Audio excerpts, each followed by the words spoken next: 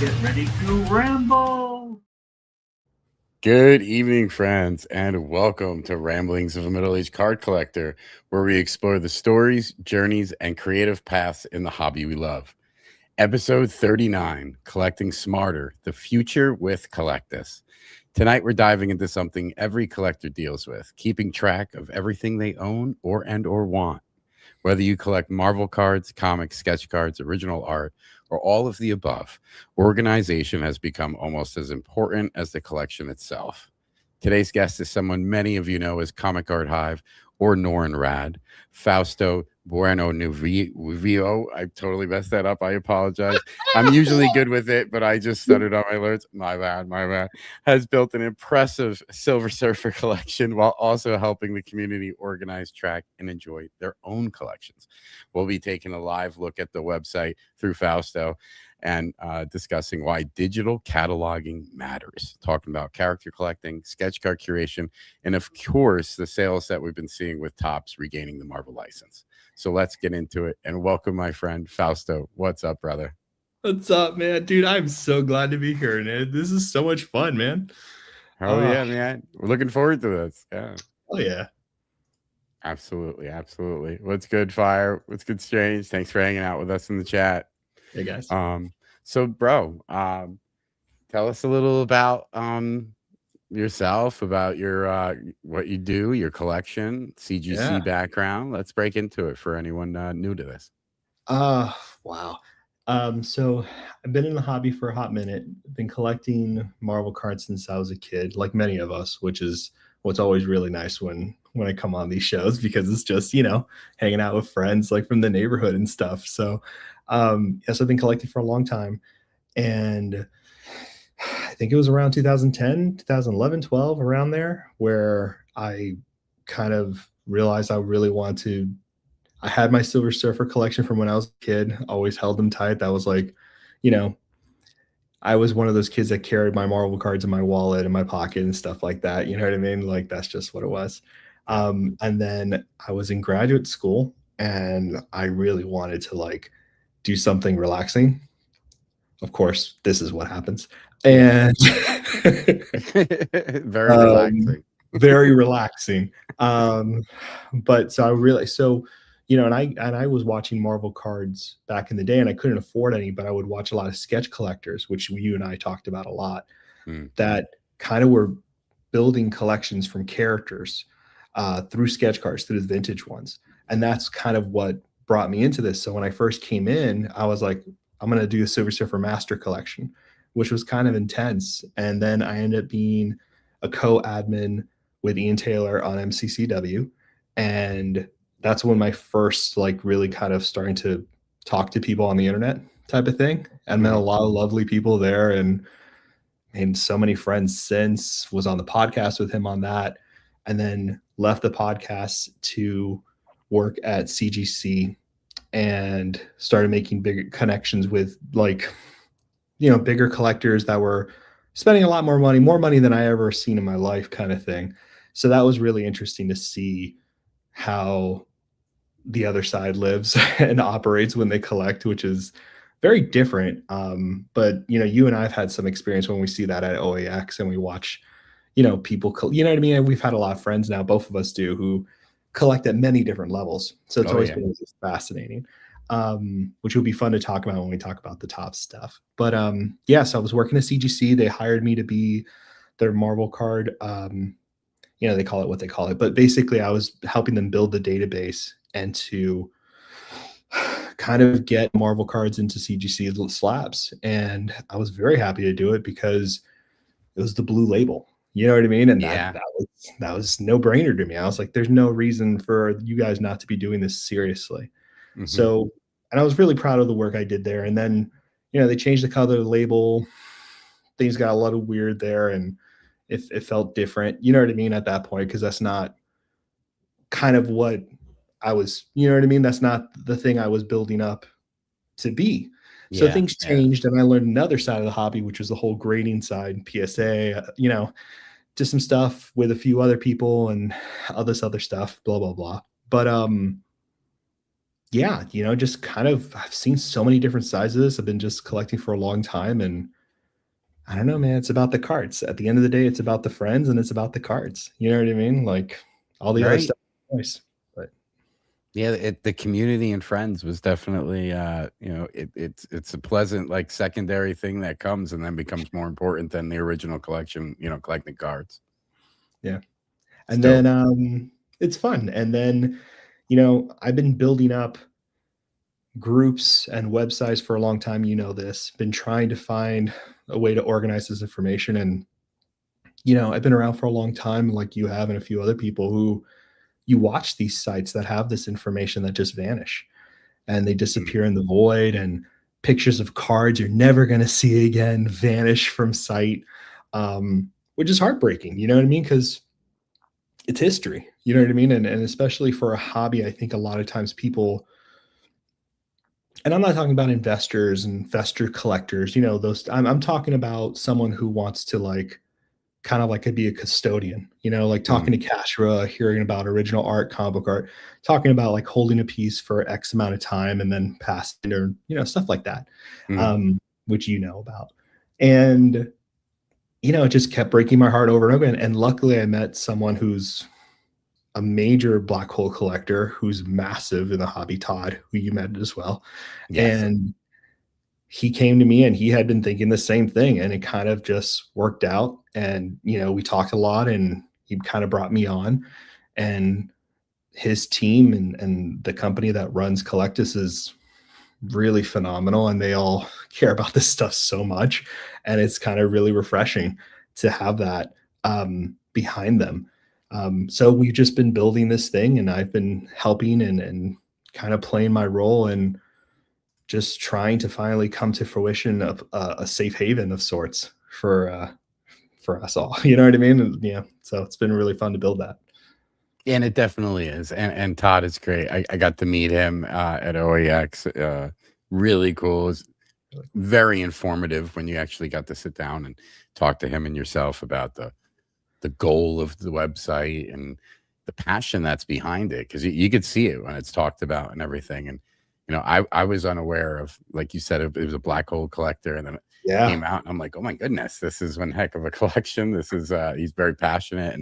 And when it comes to like the technical side, working through the beta and saying like, hey, it was very open, in the Discord and in the group. It was, if you see this issue, let us know. And is there anything you want, or you could, added, or even more breakdown of like how to sort and search, and everything that was ever suggested, I've seen almost, basically implemented throughout this beta. And that shows how much care is going into the project. So it's incredible. And bravo and kudos to the team. Yeah. They're really working so hard, and we're all trying just to make it, a lot of sites are popping up now that are wonderful sites. People with AI are building things, because they finally have a chance to do it, because a big barrier has been broken down for them. And I think it's amazing to see these sites popping up, and I think it's fantastic.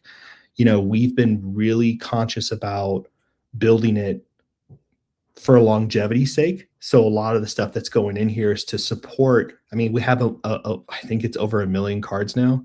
I think we're just gonna, it's wild. And what's really nice is to see the support from a lot of other black hole collectors who are officially like putting their cards on Collectus, which also don't exist anywhere. And I think that's the big thing. And of course, we're going to have tracking for prices and all this good stuff. Like all the stuff other sites will have, this will have too. But in the beta, I think the real focus is that we want to make sure that we are for collectors. It's not the type of thing where it's like, we don't want you to be able to get what we're giving you anywhere else. So that's why the beta has been happening, and trying to get as many of you guys possible to look at it. And also, I don't think people realize how,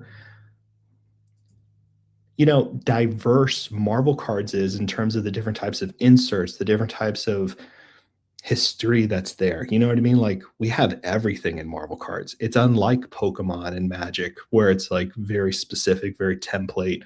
It knows what it is and it has certain bylaws. Marvel Cards dips into every type of insert, every type of thing, and it's one of the very few things that are not fully cataloged, similar to DC. You know what I mean? It's very much two big brands that are overlooked. Star Wars, Disney now is doing a lot of things that Marvel Cards is doing with sketch cards and so forth. Yeah.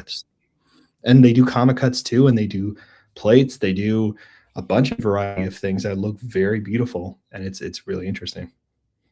Yeah. When I saw the comic cuts for Disney, I was like, oh no.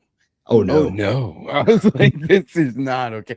I was like, this is crazy. And then I started doing my whole rabbit hole, and I was like, you know, I like, you know, Scrooge McDuck. There's certain like Disney characters where I'm like, You're so screwed, man. They just came out. I was like, I saw them. They're beautiful. $7,000. They're listed for $5,000. I'm like, I can't. This is crazy. I was like, these are stupid prices. It'll come down, I'm sure, maybe, but not if they keep selling at like $1,400. I saw a sale for. I was like, it's not even Mickey, it's Scrooge. I was like, but Scrooge McDuck. Like that's how I feel when I see a Silver Surfer. I'm like, it's not Spider-Man. What are we doing here, folks? Like, I don't get this. But no, it's, you know, and Disney comic books are really old. Like, there's some really old books, and they've had a good selection. Like Upper Deck originally did it, and I think they had Disney 32. I forget. I looked into it. I have the catalog or whatever, but like it's pretty thorough. So it's interesting. I want to deep dive more into it. I was thinking I was maybe on like an early. I was like, oh, maybe no one really knows about this. Maybe I could find a good prices there. I was like, no. No, like, the EPAC, dude. Disney IP. It's certain characters. I guarantee like you said, we know people at certain tiers. I'm not at that tier. I'm pretty sure you and I were doing it at the same time, because I was like, no one's going to look at this yet. This is done. And then I went to EPAC and I learned about EPAC whales just hiding this stuff. The achievements all like gone. And I was just like, wow. And they have cover cuts too. So it's not like the 16, but they actually like the old Rittenhouse cuts. They took an image of the cut from the cover and they put it in the card. So like I've spotted like 2 or 3 of those, and it's gone out the door. Well, we might know one of them. yeah, I think we do now, don't we? Good old Florida boy. Yep. So, where did the idea, I mean, from like Todd and the team, come from Collectus, like to put it together?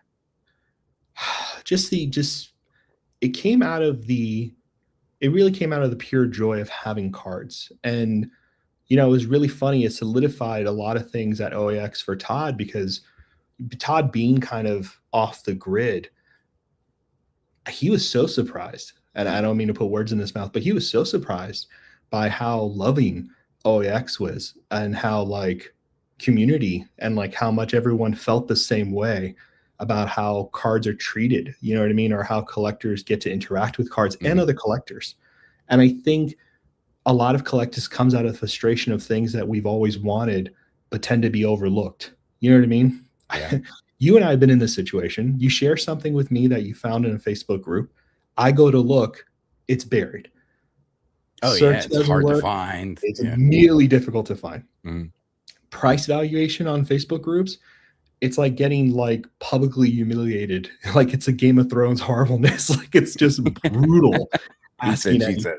It's horrible. Yeah, it's rough. So so many things about the way it is really came out of that, to build something that's far more friendlier, far more easier, and to see cards in a display. You know what I mean? Like, you want to see all of your cards. Like, we all have to glance, we have to put our cards in a box. We have to put our cards in a binder, to see all the cards, to have binders digitized, to do all this stuff effortlessly, and to have a pre-visual checklist, right? That's the killer part.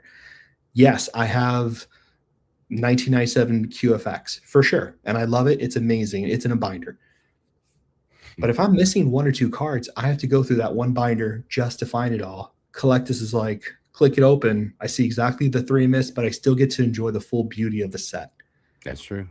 Yep. And it's all cross reference too now, which is really amazing. So I can see if I have an artist that I love, I can see all the sets they did and see all the cards in one view. So if I want to start that artist collection, I know exactly where to go. You know? Absolutely. Well, I'm going to add that to the stage now since we could dive into this. So there we go. My buddy's collection there. Yes. I actually have to update some cards there. You do so well when you get commissions. It's I don't even know how you do it. It's like, I still love this one. I remember this one. I still adore this one. And Chris Uminga. Yeah. Way Shack. Oh, yeah. These are just, they're beautiful, man. Thank you. So cool. Yeah, you know what's funny? That's PJ, bro. Insane. Yeah, I know, bro. PJ's the best. Insane, man. You know, it's so fun to be able to look at it and just see everything in one spot. It really is. It's nice, man. And you know what's funny too? Like, I love looking at my binder, and you know, I'm not a person who collects digital cards. You know what I mean? But I like having my cards with me.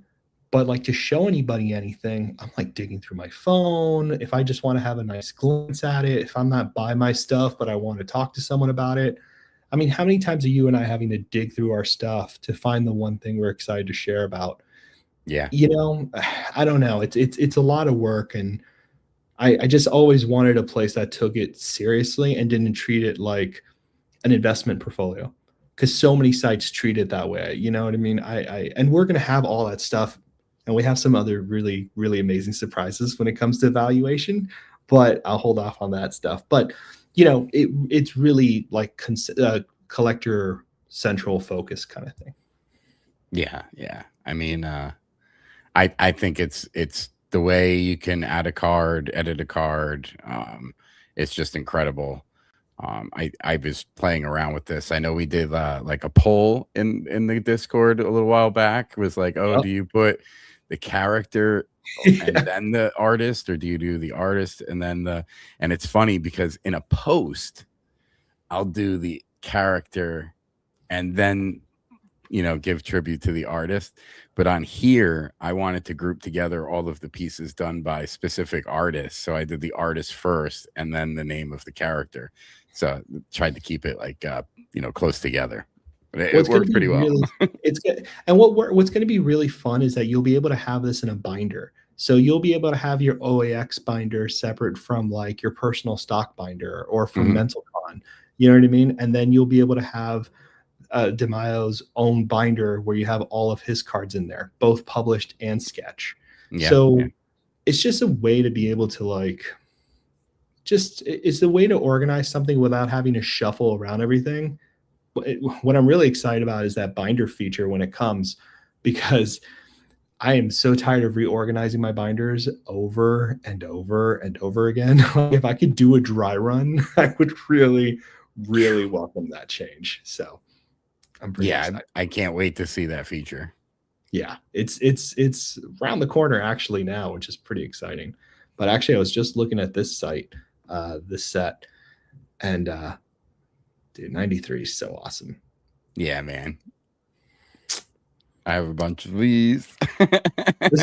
Well, I was just looking at, so did you see his Apocalypse, Dan Britton? No. I think I said his name butchered, so that's 2 names butchered now. That's all right. Because I'm the worst. I never get mad because I'm like garbage. Yo, I'm mad because I'm usually so good at it, but you actually were good. I think when we first met, you landed it, and I was like, this guy. I'm gonna buy this guy a drink. This is awesome. No one gets it right. Got a little loose before the show, a little loose. Just chilling here. I was just looking at this now and just like, I don't know. For me, I get giddy with this stuff, which, you know, I just get giddy off this stuff. But oh yeah, it's cool. Excuse me. I think it's great how you guys have the sets come up, like pop up almost immediately too. It's so much fast work too, goes man. into that. Yeah. Like this is like, so there are sites that showcase this set, so forth. But the real trick is here, like I can go ahead and look up here, go to artists, Julie Bell, and see all the Julie Bells now.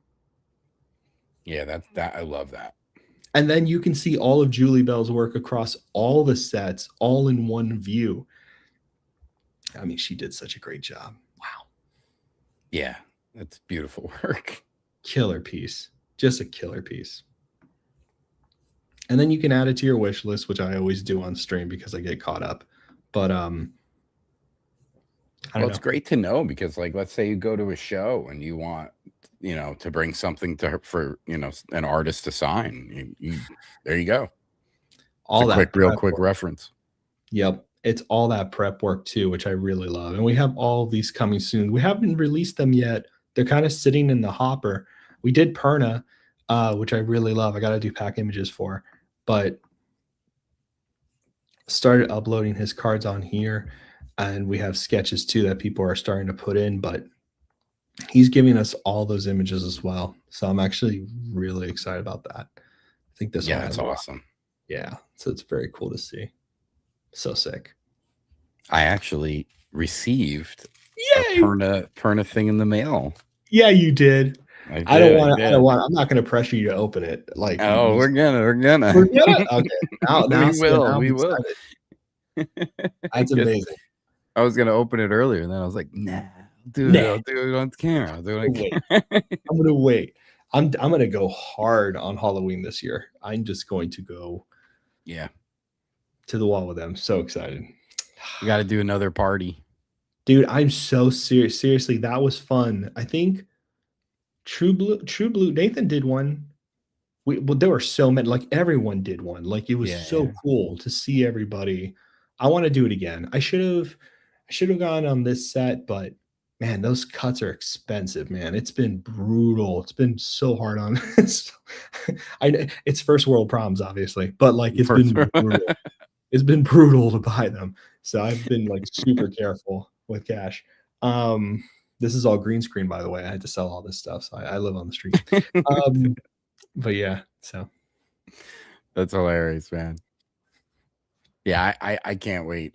Like here's a perfect example. Like I had to search, I don't know how many websites.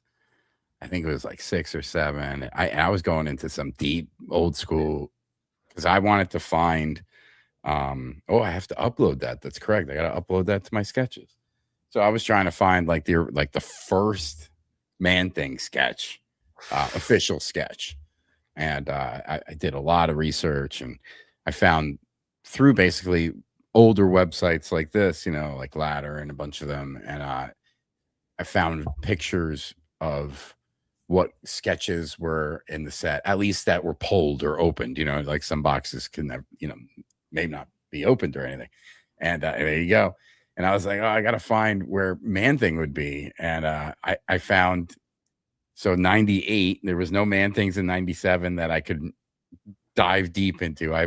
It was like a character comic artists for 97 were really going to do. They were going to do and you have them all sketches of, yep. So like if you didn't see it here, I put all of these in. If you didn't see Man-Thing here, it is not there. So you don't have to worry ever about 97. Yeah. So lucky you. So 98 had 2 Man-Thing sketches. One is a Ron Lim pen. It's a pen Man-Thing. And then the other is the one that I was able to grab by Steve. The hell was his last name? So he's not really around anymore. He doesn't have social media. I don't know if he passed away, but it's not, he did. There it is. There it is. Bang. Yep. that's my card. That's your card. Stan, there you go. Stan Bunch. They're Bunch. There you go, baby. Love it. So that's the first colored Man-Thing sketch, official, stamped and everything. Do not understand. It's really hard. I know it's hard for people to understand because they see something like Nar, Anthony Tan, Toma, Perna, you know what I mean? Martinek. They see all this stuff. They don't get it. These vintage sketch cards, the ones drawn by people in the industry, even if they're around or not around, whatever. And to get a colored sketch is so wild from this. You guys have no idea Yeah, how hard was it not is. easy. Dude, I was just talking to Justin about this. I think I say this all the time, so sorry I'm a broken record, guys. I think I have less than 15 or 12 vintage Silver Surfer sketch cards. Like, and I've been searching, guys. This is not like casual, like, oh, let me look on the internet. No, this is like me. You know, there was a joke going around for the longest time where they were like, because I was so new and green, I'd be like, hey, do you collect Silver Surfer sketch cards? Literally all the OGs when they meet me, oh, do you want to know if I have any Silver Surfer sketch cards? Because I was that freaking annoying. It's so hard to find them. They're impossible to find. It's really hard. It's really hard. And if anyone watching this has the Ron Lim Man Thing ink, I will grab that.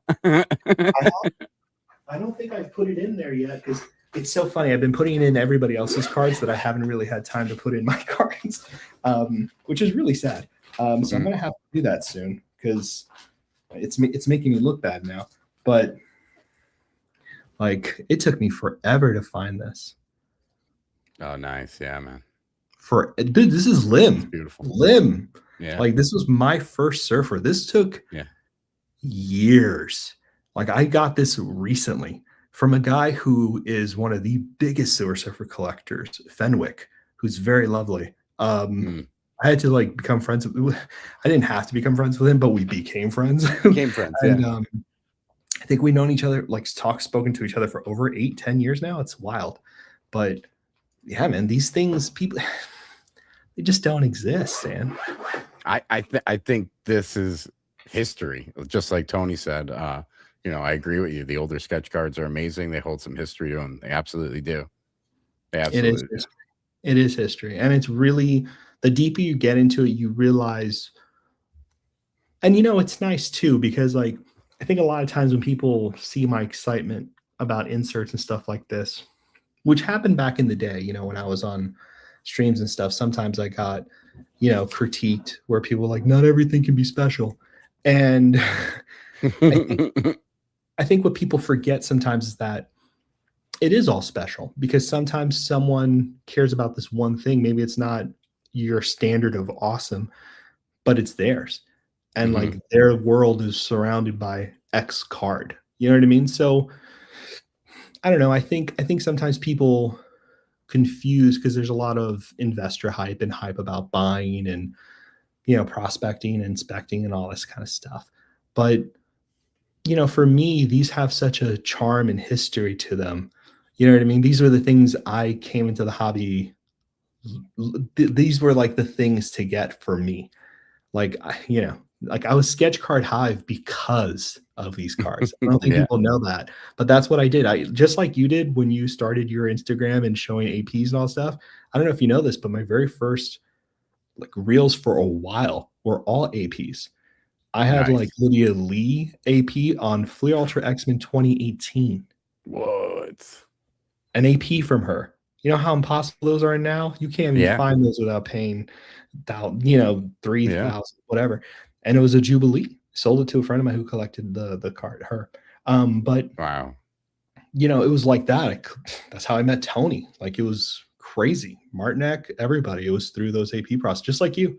And they're just wonderful. I love that there's a place now where I can go and see these and they won't be lost to time, which is nice. Yeah, that's what it is. Because some of these are maybe in a collection. They're sitting in somebody's, you know, with the way that this set was, it was kind of like comic artists, you know what I mean? So they could have been a fan of that comic artist who could be an older person now. Maybe this is in a binder or a box in somewhere attic or something.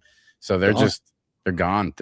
You know what I mean? They could be gone forever or gone for years or decades. And some are sitting in a box still never opened. So it's like, you know, it'll be fun to see, you know, additional sketches pop up on here, which is beautiful, because I'm excited, you know, and it's been really nice. And a lot of these guys who are not around, but are around in the, like, you've met them, you know, like kind of really hidden and stuff like that.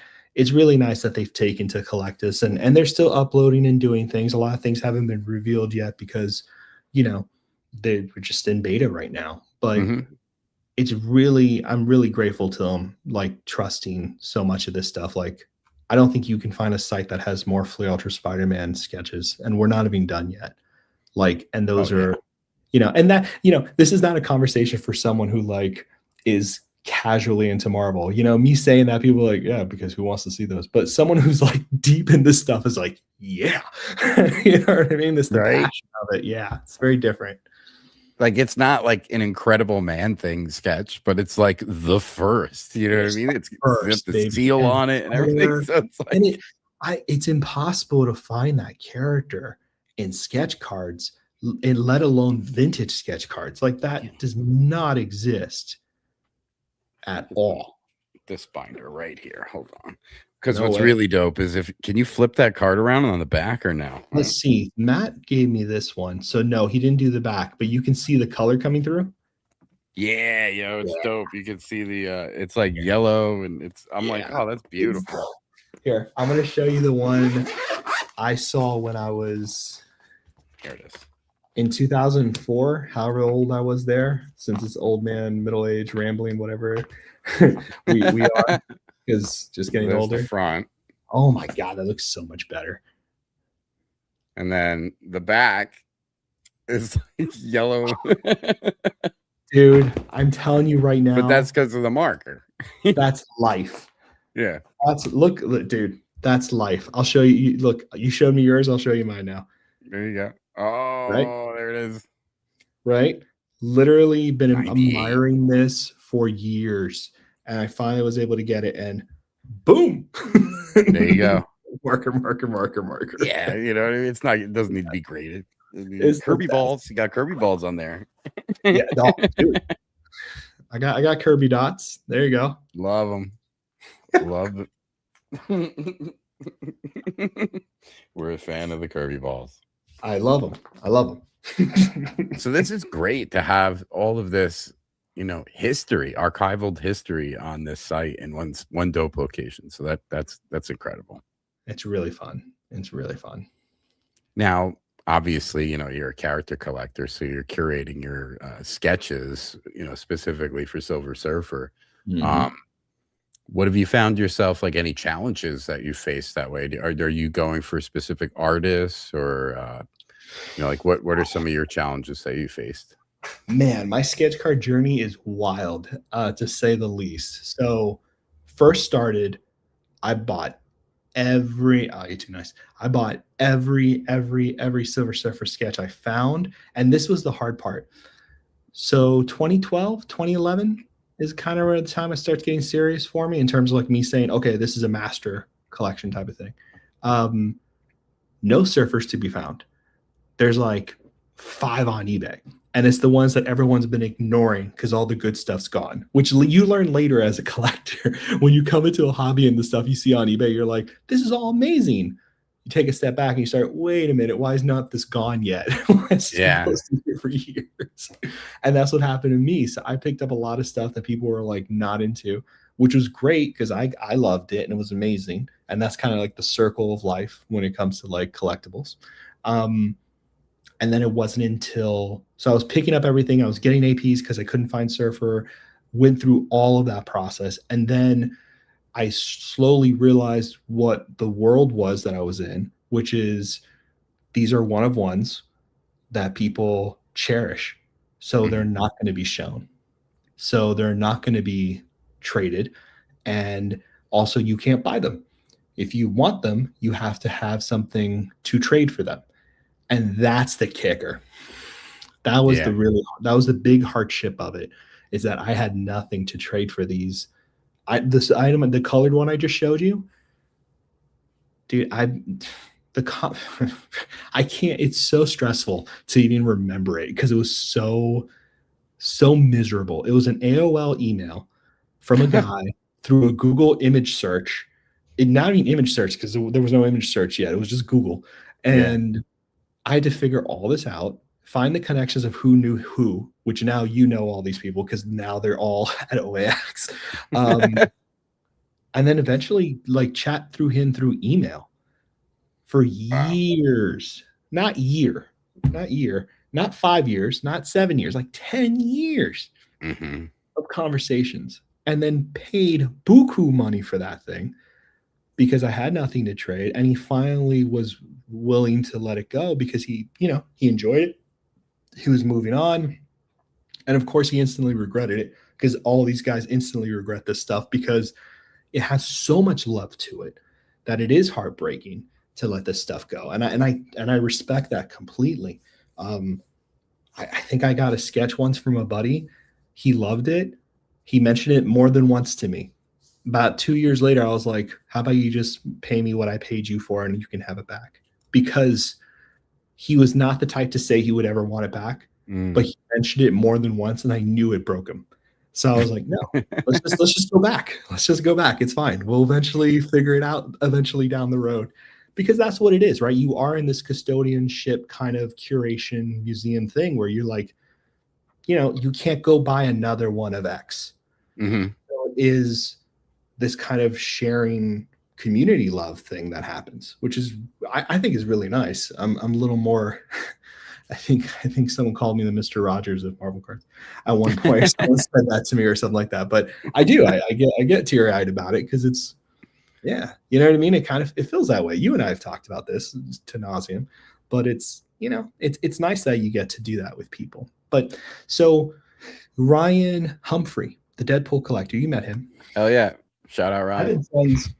He's the best. I've been friends with him years. Love the guy. He's the sweetest man. He's super cool. And oh wow. He had all of these. He collected all of these. No way. And there's no more than 7. This was his jam. He had the Wolverine one. He had all of them. The man was a beast. I think these are not the first. Crazy. Joe Jesco inserted sketch cards. This is premiere 2012, so first premiere. Joe's first sketch cards, I think. Wow. Are from Masterpieces 07, 08. I Okay. could be wrong, but I know for sure 2012. And the reason 2012 is because he was actually working on Marvel Masterpiece 16. The reason for that is because remember, when you look at Marvel's MM16 cards, some of them show 14. Yes. It's a long time to paint those masterpieces. Oh, hell yeah. Yeah. So they had him do sketch cards in the meanwhile. Oh, really? Filler. Yeah. Filler. So it was a little bit of that. He did some original artwork for MM07, 08, like the Hulk Wolverine on the box or whatever it is. So, anyway, that kind of stuff. But years of being his friend for years, we were so close. I totally forgot that initially we talked about this. It wasn't until he brought it up, goes, do you want it? And it was, he was very generous with the price. And it was one of those handing off kind of moments. You know what I mean? Yeah. So that's been my journey. So now with my sketch card collection, I'm extremely selective. I used to have over 300 and now I'm down to less than 40, 50. Oh, wow. Okay. And that's because I wanted to refine the collection and I wanted 48 because FF48 first appearance. So I was like, well, I have 48 sketch cards and that's how I'll limit myself because I'm really bad. I would do what Matt does and what everyone else does if I allowed myself. So I'm very careful to be like, I need a number. I need a parameter because otherwise I get loopy on it. Well, I can totally relate, brother, on that. So much so is that I've had to figure out I had to open up to artists. I'm like, well, you know what? You could do Scrooge McDuck, you could do Soundwave, you could do, the Joker if you want to do Joker, Absolute Batman. It's up to you. You pick when I have them do, cards for Sketch Live for me. And I'm like, because they've done Man Thing and it was a dope Man Thing. I'm not going to make you do another Man Thing. You know what I mean? So I'm like, oh, dude, you could do this. So now I've almost come to the point where I'm like, I want to take part in the mystery sketches for Comic Art Live during May and November. But I'm like, I got a lot of Man Things, man. I got a lot of Man Things. I could obviously get bigger pieces, but I got so many pieces on my wall right now. I'm kind of like you said, I'm honing to where I kind of maybe want comic cover accurate piece for the wall. So that's a goal. That's a But good with idea. everything else, I'm like, I need to figure this out. So I came up with this awesome plan, and I hope it gains some steam with at least our group and community. Yeah. You know, I want to do mystery sketches, but spoofs for friends. So as a gift for whether it's Christmas or whatever holidays or your birthday. And obviously, I'm not going to see you for that, but it thought it'd be fun to hand out a few pieces. When we see each other at OAX or whatever. That would be fun. You know what I mean? Like Silver Surfer, and I don't know, in a weird situation or something.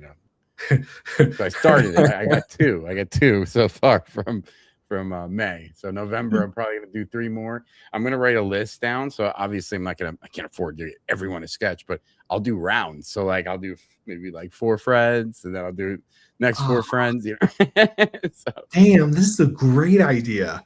Yeah, kind of like a spin on like a Secret Santa or something like that. Secret mystery sketch. It's so funny because I was just looking at like some of the older sets because I was doing a reel for Collectus for Tops, and it is all like funny captions and spoof. Like there's so many like spoof cards too out there. This is smart, man. I've never done this. That's a really stupid good idea.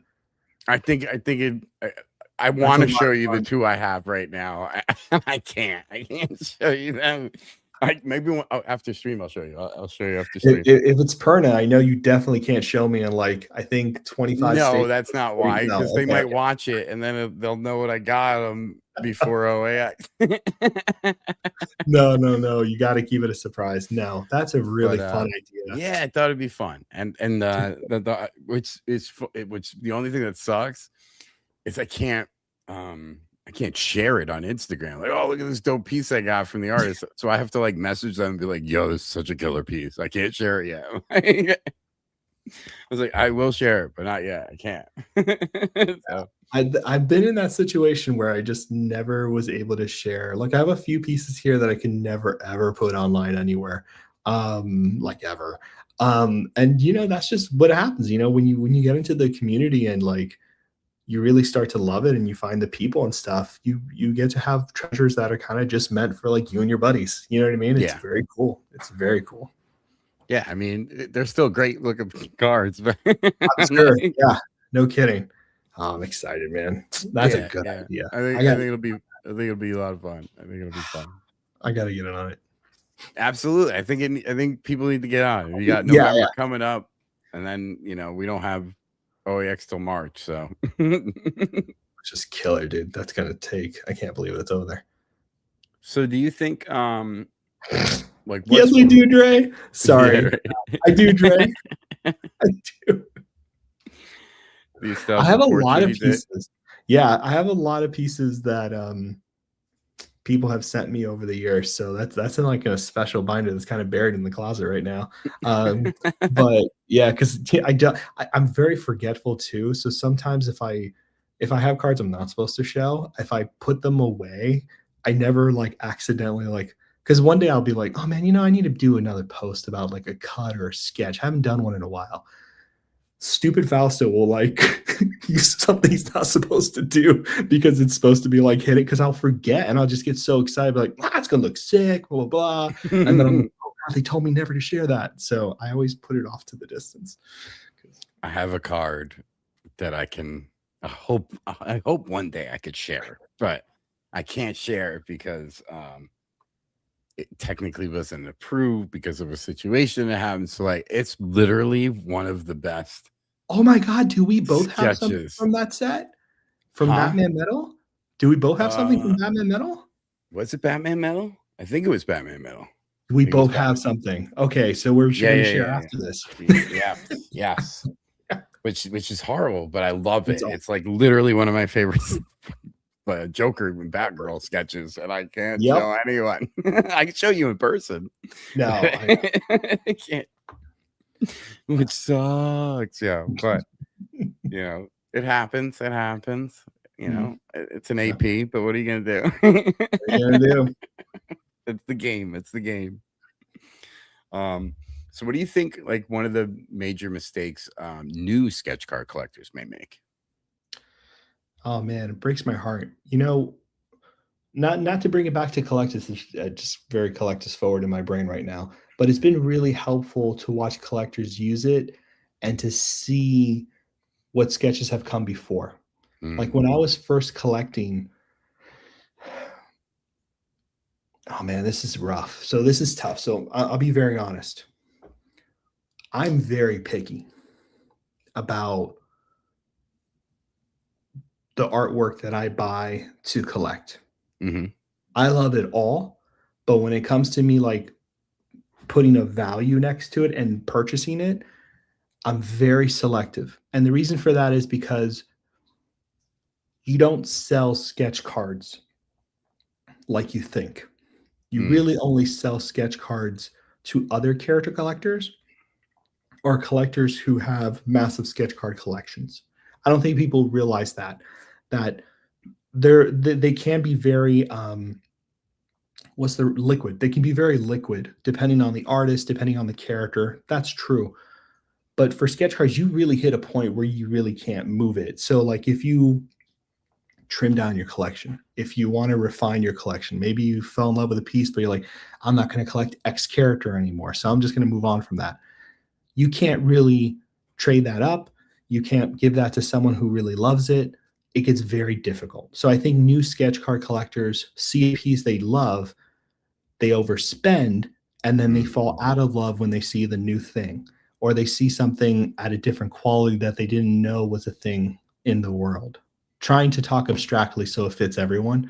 But if I'm talking too abstractly, I can give you a good example. You know, Silver Surfer is hard to draw. Like he's one of those deceptively simple things, but I can't tell you how many artists, in my opinion, don't capture the weight on his shoulders, personality moment type of thing. You know what I mean? I see them go this way, I see them go this way, and it's not like the surfer that I collect. That's really crazy. You know what I mean? My favorite artists, I have a lot of favorite artists, but card world wise kind of thing. Really, the one that I'm really close to is Simone. And he drew, honestly, I absolutely adore him, man. And he drew this, and thankfully to Matt Totillo, who I'll always be grateful for, who's a good friend who I really love dearly. He drew me this. Incredible. And to me, and a lot of people nitpick this. A lot of people don't like the shading or the thing or the whatever. And that's great. That's for people, and that's okay. There's nothing wrong with that at all. Yeah. This is not for anybody. This is mine. And I fell in love with his style before I fell in love with how well he drew. There's a difference there. I think people forget that, is that you can love what an artist does. Doesn't mean they can do your character well. That's correct, a big realization, right? I love a lot of artists who, when they do Surfer, I'm like, but everything else, like, you're a rock star. It's just not my type of surfer. And that's not a judgment on their art. That's a reflection of how I see my character. Does that make sense? Yeah, that's your picky ass. That's my picky ass. That's me. Am I the problem? 100% I'm the problem, right? That's exactly it's me. You said it. I'm the one who's a nut job. 100%. But so I learned that. I might love the artist, but what I really need to love is the style. Because you look at Bianchi and the way he draws and how he does shapes and how he does reflective surfaces, similar to Julie Bell. Julie was always going to knock out Surfer. She was always going to be one of the best Surfer drawings, if not the best Surfer Marvel masterpiece goddess that she is. That's the 93 Surfer. I mean, that was, when I saw that as a kid, lost it because it was so perfect. But that's what I've learned. Because I get very excited, as you can tell. I'm an excitable guy. So I fall in love with artists all the time, and I say, draw me a surfer. And then I'm like, oh, shoot. It's not my surfer, which is bizarrely, it's insane. We can be honest. It's insane. But it is something you should know when you get an AP. Something when you spend a lot of money on a sketch card, hoping for something to be one way and getting something that's another. Love the artist, support the artist. But if you're going to get something that you have your hopes high on or looking for, really know their style. Learn them a little bit about art. Understand what they do. Understand how they handle textures, shapes of bodies, looks like that. It takes a little bit of work. So, yeah, that's like the long whole answer. part of.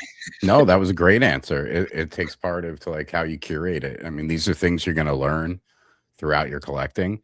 It's great to get advice ahead of time before you make those mistakes, which sometimes can be, a financial pitfall, and you don't want to fall into that and have a nasty taste in your mouth, like you were saying, where you kind of resent maybe what you bought, or oh, maybe I don't like this, or so you want to be responsible about it. You want to find your niche or your style or how you like it. Like Man-Thing is a very open to interpretation almost. I have 9 pieces on my wall, and all 9 are literally different. Like that's how wild you could do Man-Thing. And it's incredible. I mean, I could probably have found 9 other artists who may do him similar.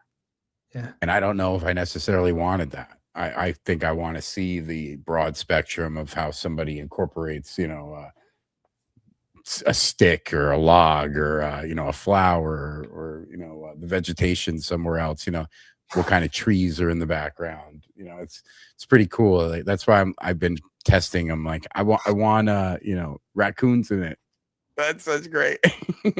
This is like exactly the thing that I'm into as well. Like it took me so long to find a Katie Cook. Like it's so stupid how long this took me, and it's my favorite one. And this is literally top 10 sketches for me. No one else would think that. I love the wee. I love it. I think it's so stupid beautiful, and her coloring. And I met her. She's lovely. 70 years and pack pooled, which I really love. I have a lot of APs, but the pack pool collection, I had to be really see. This is the thing too. Like if Surfer cost me like $40-$50 a sketch, I would not be so picky. But God is not that kind, so it's expensive. Expensive for me, and 40 and 50 is still expensive for me. But I and like you said, I love seeing. I love the artists and I love their style. I am going to love the surfer no matter what it looks like, because both of those things are the same. You know what I mean? I think that's a great thing. And that's what I love about your collection so much is, dude, it's no coincidence, your personality and how you talk to artists and your vibe and all this good stuff. You get the sketches you get. You know what I mean? Like when I met you, I read so much about you and so much of the vibe and the atmosphere that you are. Then when I see your sketch cards, I'm like, that's of course. There's this little raccoon there. There's this beautiful flower on the thing. There's this man, you know what I mean? Like, it's just, I don't know. Like I've always been of the mindset that a collection should say something about the collector. I just, and it's stupid. I've said that before, but I don't know. That means something to me. You know what I mean? It's not a price tag. It's not a valuation. And that's my personal view. I've always been more about, I'm curating something because it's somewhat of a reflection of me in the thing. And something that reminds me of my childhood, reminds me of nostalgia. You know what I mean? And all that kind of good stuff. Yeah. And that's the core of it, right? I mean, that's what it's about. I mean, the nostalgia brings you back to when we were kids, and we all have certain memories or experiences, maybe with a family member back then, and we all kind of dropped out of it when we got into high school and came back into it 2000. So we're all on that same like train, and that's why it's so relatable to each other, to where we're like yeah, man, I remember that too, you know what I mean? Like, I was doing that with my group of friends, we were states away, but we're all living the same kind of like little thing, you know what I mean? So it's true though. It's really true. Yeah. So I have a question for you real quick, and I won't make it long, but I have certain cards from the 90s, growing up with Marvel cards, that just bring me back. Is there like a set specifically that you look at and you're like, you're there already. Like, phew, it Oh takes yeah, you. 96 Flare. I opened that up with my dad, my stepfather a lot. The Spider-Man one. That was a lot of fun. Hold on, I want to see that on screen because I want to see that. You're talking about the Spider-Man Premium Yeah. because I Yeah. have. Is this the one? Um. No. No. Was it 95 or 96? This one, That 95? one. Yep. 95. There you go. Oh, dude, me too. Okay, Yeah. that's so funny. Okay, I wanted to see this stuff with you because, like, I always get really sad at OAX because people would tell me the cards that are like there for them, and I'm always interested to see the set because it overlaps with a lot of the sets I was into too. You know what I mean? Yeah. So you collected with your dad on this? Yeah, that one, and then with 97 Fleer Ultra was the other one too. Yeah, we did that. This, I still have the binder of this in the basement. Really? Yeah. That's cool. Yeah, That's cool. we collect that hard. He was I like I got really like into it. We would go to Joker's Chow, which was a comic book store, not far from my house. It was like 3 blocks away, but across a major road, so I wasn't allowed to go there when I was young. And then we would go pick up pack cards, not even for comics, just for cards. And I remember sitting down at the store one time and reading they had the book that would say like how much the Black Lotus was for Magic and Pokemon cards, but this was like 98, 97, 98. So like it was crazy to because I think I remember it was like $15,000 or something like that for that card in that book. It was like this certain book. And then whatever it is nowadays is insane. It's like should have bought it back then, right? But yeah, and I had a lot of fun. We collected the acetate inserts. We would go for holograms because you had like you had Spider-Man, you had Carnage, you had Venom, then you had the Vulture. They were all like the acetate for the 9-pagers. Yes. And yeah, man, those were a lot of fun. And yeah, the Beckett Price Guide. That was it. Beckett That's Price. it.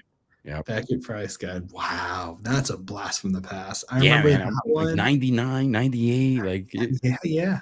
I remember how that place smelled. It's crazy how I did. I actually never went for comic books. I was one of those like you. I went for the cards. I was just obsessed with that stuff. I remember the Pokemon one, the yellow border Pokemon value book. Remember that was being shopped around a lot.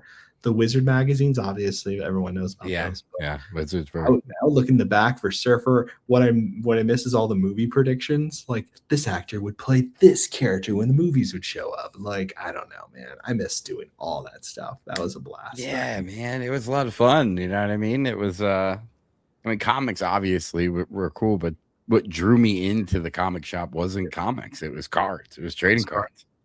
Yep. You know what I mean? I had friends who wanted to go there to get Pokemon, but I would, I have stuff in the basement that I was going through the other day that I was like, oh my God, I gotta like maybe make a post, but they're not worth anything. But I have the whole set of the G.I. Joe cards from like the 90s or whatever. I have the which is cool, but it's like I was like, what the hell? I almost have the whole set of the Simpsons. I can't remember if it's series 1 or 2. I think it's series 2. And then I have Shadow. You remember Shadowhawk? The image character. It's like got the chrome, like he's like Batman, but kind of like, but he's like, I don't know, he's like, whoa, yes, I do know crazy. Shadowhawk. Yeah, I have his whole card set. I don't know why. It's in one of those rectangle clear. I was like, where the hell did this come from? So I gotta like. I had Batman Returns because I loved Batman back in the day. So I had the Batman Returns. I love the silver foil on the Batman Return movie cards. Remember those? Yeah. I just remember a vivid memory of seeing that silver foil and just being like, yeah, so premium. Cool. It's so cool. So cool. I had the Flintstones movies cards. Yep, that's right. Whoa. That's not a bad movie, by the way. That Flintstones movie is not terrible. Like that's a good movie. That's not bad. I have the Jurassic Park cards. Yeah. Power Rangers cards.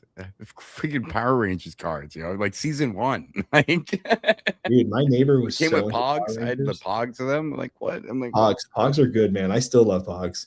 Can't do anything with Pog, but I love Pogs. I don't know why. Yeah, I was like, I got to transfer these out of their current containers and put them in like new 9-page binder, cheap binder, real quick or something. I was like, just sitting in the basement. Oh, I love that so much. I gotta put all those cards on Collectus too. I gotta put a bunch of stuff up there because all that stuff is like. Sometimes I don't want to own it. I just want to like just look at it. Yeah, like I want to see like a digital binder of it because I just want to see like I want to have that feeling of like because it's hard to store all this stuff or whatever. But like, dude, I don't know. And I love it when other people show me things too. Like that's always really fun. Like I love it when someone takes a snapshot. Like I think it's Free who's collecting the Yu-Gi-Oh cards. Is that right? Okay, right? Cool. Yeah, I think he showed me a couple. He's been posting and stuff like that. And I'm like, man, what a blast from the past. Yu-Gi-Oh! I haven't thought about Yu-Gi-Oh! In forever. I mean, it's still very relevant today, obviously, but like not relevant. I'm Marvel. Yu-Gi-Oh! Is about to pop off, I think.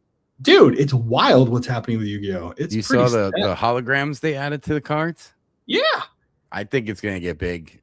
It looks good. At least this set or whatever. Like, do you see the Blue Eyes White Dragon? The way they add the hologram to the front of the card. It was like, so it's like the whole card is the hologram, but it's on top of a regular card, but it's clearish. So I was like, what is this? That's like crazy insert. It's a whole new thing. I'm excited to see like a Dark Magician or something. That was my jam. Yeah, Dark Magician. I used to watch that show, yo. Me too, yeah. Me too. I did too. I was like, I remember Beast Wars. I remember Yu-Gi-Oh! Pokemon, Beast obviously. Wars. Damn, Beast Wars was awesome, dude. I woke up ass early for Beast Wars constantly. I was like 5 o'clock. I got this. No way, yo. It was on that early, yo. It was. Not making this up, man. Like when you first woke up. That's crazy. Yeah. Yeah. I remember. I would. Dude, that was the best, man. This is very on brand having this middle age card because you and I are like dead on in this. This is pretty funny. But yeah, I remember that. That's hilarious. Yeah, I used to like it. I used to watch all those. That's why. Yeah. Biker Mice from Mars. Dick Tracy cards. Those are actually really cool. Yeah, I love those. You text me. I have to get back to you. I just saw that. Mummies Alive. I don't know that one. Flintstones were cool. Yeah, I knew Doom would know that. I knew you would know that. Yeah, yo, Yu-Gi-Oh! Is back. Shout out. I think they're gonna get at least the new set. And yo, I've been following Lorcana. I don't know if you've been following Lorcana, really cool, man. I don't know, dude. I don't know what's wrong with me, but I want an Aurora card for some stupid reason. I'm like, Sleeping Beauty was my jam. I totally want an Aurora card now. I don't know what's wrong. Get an enchanted foil, bro. Bro, I don't even want to talk about that. That thing got so expensive. But find it graded. Don't grade it yourself. Find it graded. No, I'm not grading any. Never again. I get it graded. Dude, they're stupid. Yo, crazy. I really liked so I was like, I'm gonna be honest, I haven't been buying cards because we'll get into that. I'm kind of like burned out with cards with buying inserts and parallels and all that. So I need to fill that void, you know what I mean? So it's like, oh, what could I waste money on now? I was like, we need to have a group where it'd be like, bro, I'm about to break. I'm like, don't break, man. You're good. Stay strong. Stay strong. I've been doing the same thing, dude. I'm like, why am I looking up? What was I just looking up? Oh my God, it was so stupid. It wasn't stupid, but I was like, was it Disney sketch cards? No, it was something even stranger. I can't remember. I'm blanking out. Look at my wish list. Yeah, Garbage Pail Kids. We put tons of that on the site, by the way. Thank you to Dusty. Gave us like 15 sets. I know people. Oh, wait, did I ever show you this? You'd laugh at this. Yeah, dude. They do. Yo, Lorcana's got crazy full art cards now. They're stupid nice, man. Yeah. I want like a Wally or something. Like, did I ever show you this? No, I never saw that. Yeah, isn't that crazy? That's a sketch card from Garbage Pail Kids. Yo. And that's sick. This was a fight. This was like 40 people bidding on this. I wasn't even going to do it because I don't know. but it's like apparently a big artist or whatever. But it was fell in my year bracket. Who's the artist? It's Joe. It's like one of the actual people who draw the like the Joe Simcoe comic or back then. Okay, yeah, like legit. nice. It's really funny. But I bought that thing. But like, yeah, it's kind of, yeah, I know. I keep doing, it's so funny. You and I do the same thing. Like Doom helped me get this. What? It's Doom's crazy, the best. Yo. Doom, of course, helped me get this too. So like all of these things I have kind of like, you know, off to the side because I'm just enjoying. You know, Donnie and Doom are always great information for like old school cards or like international cards or international cards. Yeah. I love that. It's so crazy stuff they post. I love it. That's awesome, man. Doug was So cool fun. to show Doug. Yeah. I have those cards. Ren and Stimpy and Doug. Ren they're Nickelodeon. Doug. Nickelodeon had good cards. Oh my god, I want to like run in the basement right now and grab them. Oh my god. Did they do? They came with scratch and sniff stickers, and there was wild shit on them. Yeah, there was wild stuff. Like there wasn't a slime insert, but there was something glow in the dark or whatever that I loved. I can't remember that, but yeah, the Nickelodeon ones were banging back in the day, man. That was good I had stuff. the Nickelodeons, yo. They had tattoos in them, so you could get temporary tattoos. Yeah. Okay. All right. Pop quiz. What was your favorite Nickelodeon show back in the day? Oh my god, favorite one? I know. What age? Oh no, there's only like there's no, dude. There is age brackets for our it. group. Because you want to go like old school. Wait, how old are you? How old are you? 42. I'm 40, so we're gonna be just fine. Okay. We're gonna. I guess there are age brackets. David the Gnome when I was little. Damn, that is deep. Okay, that's like respect. I loved Swift the Fox as a kid. Yeah, I even like when I was real little. Yeah. Deep. Like I remember being babysat and watching it. That's why I mean, like what age? Babies. Like you're wild, man. That's good. When I got older, I guess I loved like like Ren and Stimpy, Doug, Rocco's Modern World. Rocco's Modern Life. Yeah. And the Courage. Well, no, that was Cartoon Network. I was gonna say Courage. That bleeds over for me. Invader Zim, Courage, Cowardly Dog. Like that was really great. Are You Afraid of the Dark? Oh my god, yo. The intro to that, man. Dude, I used to like have to leave the room, bro. Dude, it's so good, man. It's so stupid good. I used to have to like leave. I used to be scared, so scared. Yeah. Just the intro, dude, I like legit. There's the so many Goosebumps one too, yo. Goosebumps was good back in the day. The intro to that would scare the heck out of me too. Oh, that was good. That was a good intro. I think the intro for Are You Afraid of the Dark was scarier.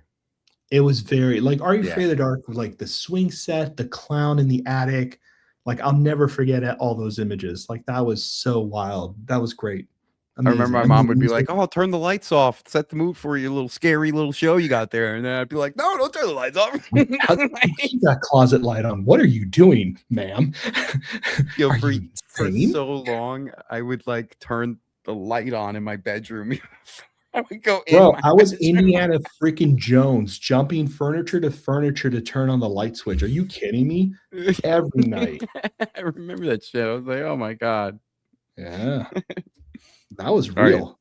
Right. Tony sent me this over here. So let's show these first. This is so obviously OAX 26. We got the free sketches from Tony. But Tony had a lot going on, and he very kindly took the cards home to finish and send at a later date. So thank you, Tony, for that. You went over and beyond for it. So he did do a free sketch for Derek and myself. But I kind of wanted to like trick Derek, really. So I got him. Mine is for him as well. So he got technically two. So he got, and he told me this OAX who he's actually going to start collecting. So he's collecting Beta Ray Bill as his character he wants to collect. Oh, So wow. Tony did Beta Ray Bill. So here's Beta Ray Bill by Tony. Ooh. Dope. Man, that man can ink with the best of them. Yeah, yeah. Damn, that's sick. It's very nice. It's a good beta. Wow. Yeah. Thank you, Tony. That's for my son. And then this is the other one for my son, which I love to see how you did this, bro, because Tony's never done this. So, all right, he did Battle Beast from Invincible. Oh, wow. Let me make sure that. Yeah, I'm waiting for it to focus a little bit. Let me get it out of the card first. Maybe that'll. No, I think if you put your hand more into the screen and then the card. Yeah, there you go. You got it. Nice. Man, that looks good. Yeah, yeah. Did great job, Tony. Thank you. I love how symmetrical that came. That was really nice. Wow. Yeah, it's sick. Damn, Destruction in the background. Look how detailed the braids are. Jesus. Yeah, dude. Tony, thank you. Man. Okay, so now to the set. Do you know how's the set broken down, Tony? Where's the sketch? I don't want to like show the They usually put it at the back, but I don't know if in they the back, changed right? it. No, you're right. Usually. I might be wrong. I believe you are correct, sir. You are correct. I concur. I concur, good sir. Oh, you are right. Yep, sketch is on the bottom. All right. Heyo. So I can see who did it, but we'll do this. So we'll do this. So, God. Is it going to come in clear? Come on. Flag out your hands like this. Like get them to more of the screen. Yeah. All right, pushing closer. See if I put this on the site like I'm supposed to, like you wouldn't have this it's problem. so perfect before, now it doesn't want to do it. Let's see. Maybe I'll just do one at a time. Oh, it's picking up the back. Maybe I can do. You got a sheet of paper with you?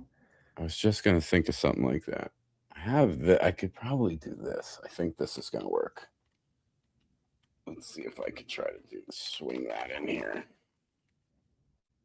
without knocking my drink over or anything, and see if I can add that to the screen now. Let's see, extra camera.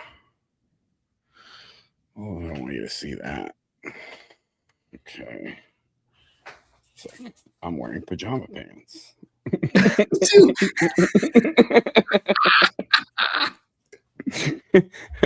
All right. So now that should be somewhat better. Again, I wasn't setting anything up, so let's see. I'll just add this here. Okay, I should be able to. That should be clear now. Okay, bang. Okay. All right. Oh, so sick. I love the fairy tale ones. Yeah, these look great. They're very fun. Oh, wow. Dope. That looks That's very sick. nice. It's like a cover to a romance novel. It kind of feels like not Devilman Cry, but kind of like, you know what I mean? Has like a vibe to it. That's cool. Hell yeah, like anime. Yeah, like anime, like something like that. Yeah. Oh, I love cool. That's Lure or Herschel, right? Is that how you say? I have a sketch, I believe, from her. Yeah. Yeah, you do. You showed me. It's a good one. Yeah, yeah, The Witch. Yeah, it's a really good one. Yeah. Do I have something? Yeah, sick. Oh, yeah, cool. Herschel. Yeah. There you go. That's it. That's cool. I love that. Look at that. You got the goat. The goat. Griff. Billy Goat Gruff, right? Yeah, I think you're right. Yeah, that's it. That's dope. Oh, wow. That's cool. Very cool. These are so inventive. I love this. Oh, that's awesome. Yeah, that's a dope one. Puss in Boots. That's it. That's so good. Oh, the Nutcracker. Yeah, I think so. The Rat King. The Rat King. That's sick. dope. Oh, that's cool. Yeah. Oh, what the hell is that called again? The Piper. yeah, you're correct. Something. Wow, I love the Piper. Pied Piper. That's it. That's so sick. So cool. Yeah, the music notes turning into the people and the rats. Wow. Yeah, the rats. That's crazy. That's actually really amazing. Who drew that? The artist is obviously every artist. Yeah, this is by Wolf.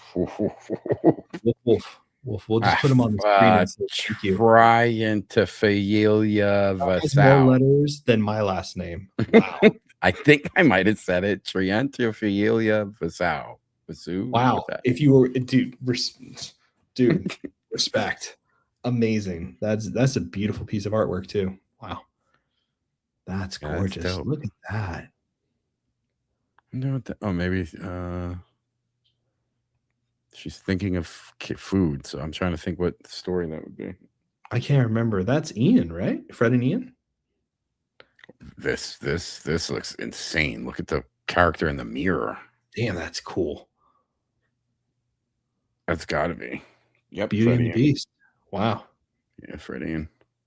Yeah. There you go. Incredible work. That's cool. Fairy tales, though. Good set, man. Yeah. Yeah, Tony info's on the back of the cards. Yes. Tom Thumb, that's who that is. Tom Thumb. There you go. Look at these. That's actually a really great Cinderella. That's funny. Crazy bitches. Oh, wow. Look at that. That's a beautiful little mermaid. Wow. She's beautiful. Look at that with the crabs there. That's so cool. Who's the artist on that? That is by Newton Barbosa. Barbosa did that? Mm-hmm. So Barbosa is actually one of my favorites. And he's like, I always get his sketches from the sets because he's like, I absolutely adore his work. That's above and beyond because he already does like superior work, but that's scary. That's like really good. Yeah, that's beautiful. Wow. That's fun. That's Santa Claus. Is that Santa Claus? Middle-aged Santa Claus? Oh no, it's the shoemaker and his elves. Shoemaker. Their shoes. Makes sense. There's a shoe there, so that works. There's a shoe. There's a shoe. We're just bad in our fairy tales. It's been how long? Oh wow, Aladdin. Cool. I like the way they did the genie. Yeah, the genie's very cool. The beard is sick. It's more gin. It's more like more gin. Yeah, more horror. Yeah. It's dope. Oh wow, Rapunzel, right? Yeah. Wow, very nice, very pretty. Yeah, these are great pieces. Damn. What is that? Oh, it's the one who steals the kid, right? Or something like that. Is that it? Is that Rumpelstiltskin. Is that it? Yeah, I think so. We'll find out. Yeah, there you go. I think we're gonna find out in a minute. Yeah, Rumpelstiltskin. Ding, ding, ding, ding. By Elsa Dumuzzi. Oh, I don't know if I know her. She did great. I think I've seen her work before. Cool. That's cool. Whoa. That's crazy. Yeah, that's like Back in the Beanstalk. Has a little Die Hard in him. Come to the coast. Have a few laughs. Come to the coast. Come to the Green Garden. Jump up a beanstalk. Sure. Kill a few giants. Kill a few giants. We'll have a great time.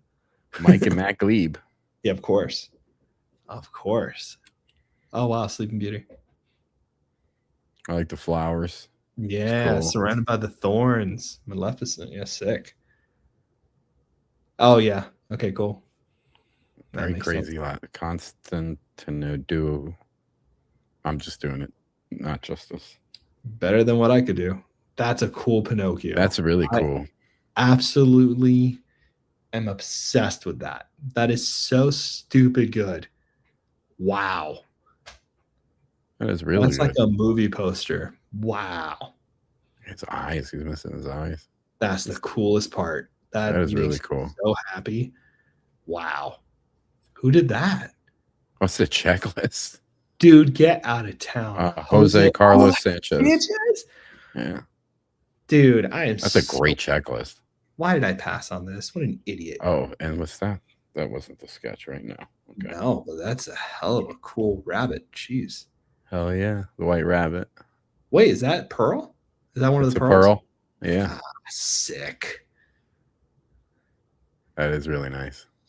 That's freaking awesome. Oh, another Alice. That's dope. Wow. That's Pearl. My God. Thank you so much for doing this with me. These are so sick. I would have been devastated if I wasn't on here looking at this. This is so cool. Come on, Fausto, get it together. All right, so that. All right, so we got one more before the sketch. Wow, Mad Hatter. That was look at the teacup.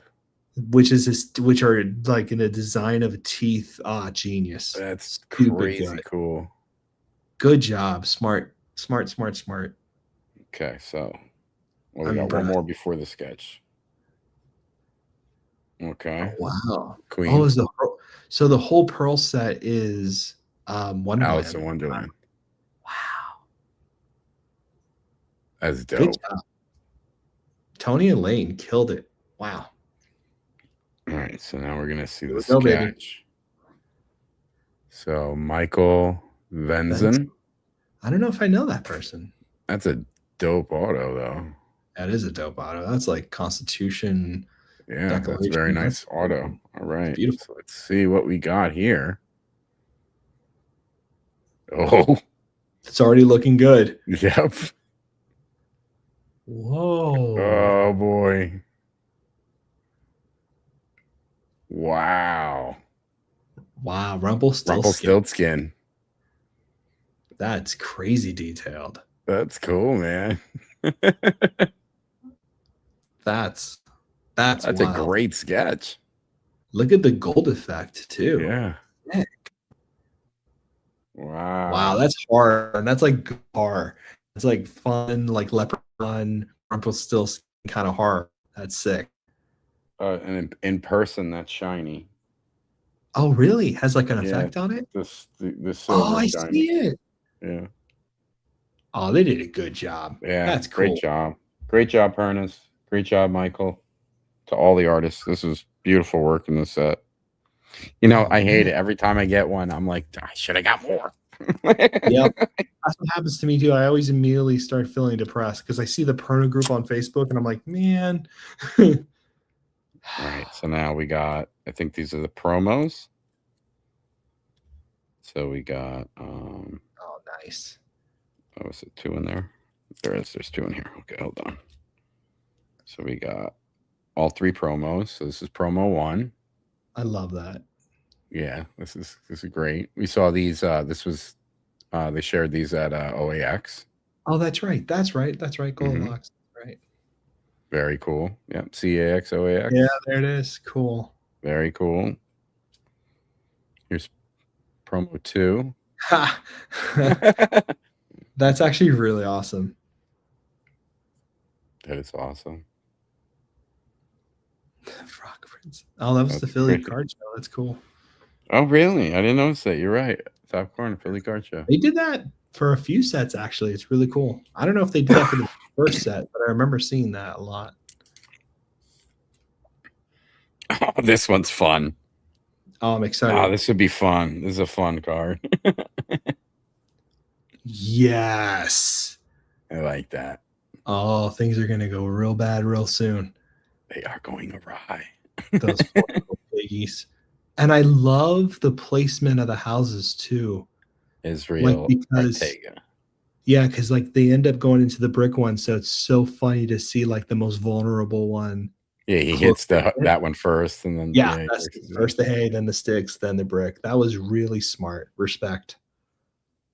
Yeah, that's awesome. Wow, good job. Awesome. Great placement too. Like, it's so hard to design for a card because everything's going to get shrunken down. So to have like a full scene there, really good placement. And then I got this in the mail the other day from Adam Fields, who took part in Sketch Live June. So this was his contribution to the host, me.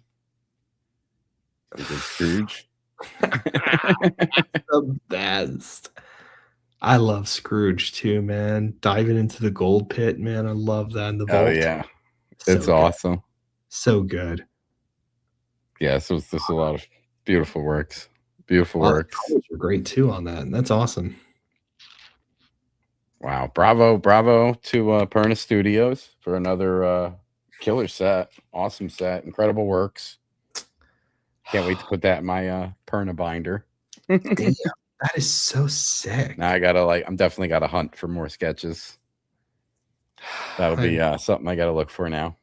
That's something too that people don't let go of in those. Like Perna sketches, they're really tough, man. People get them, they're like, no, this is mine, and they love it. They don't like it's not like a flip thing at all. It's very rare. Do you find them?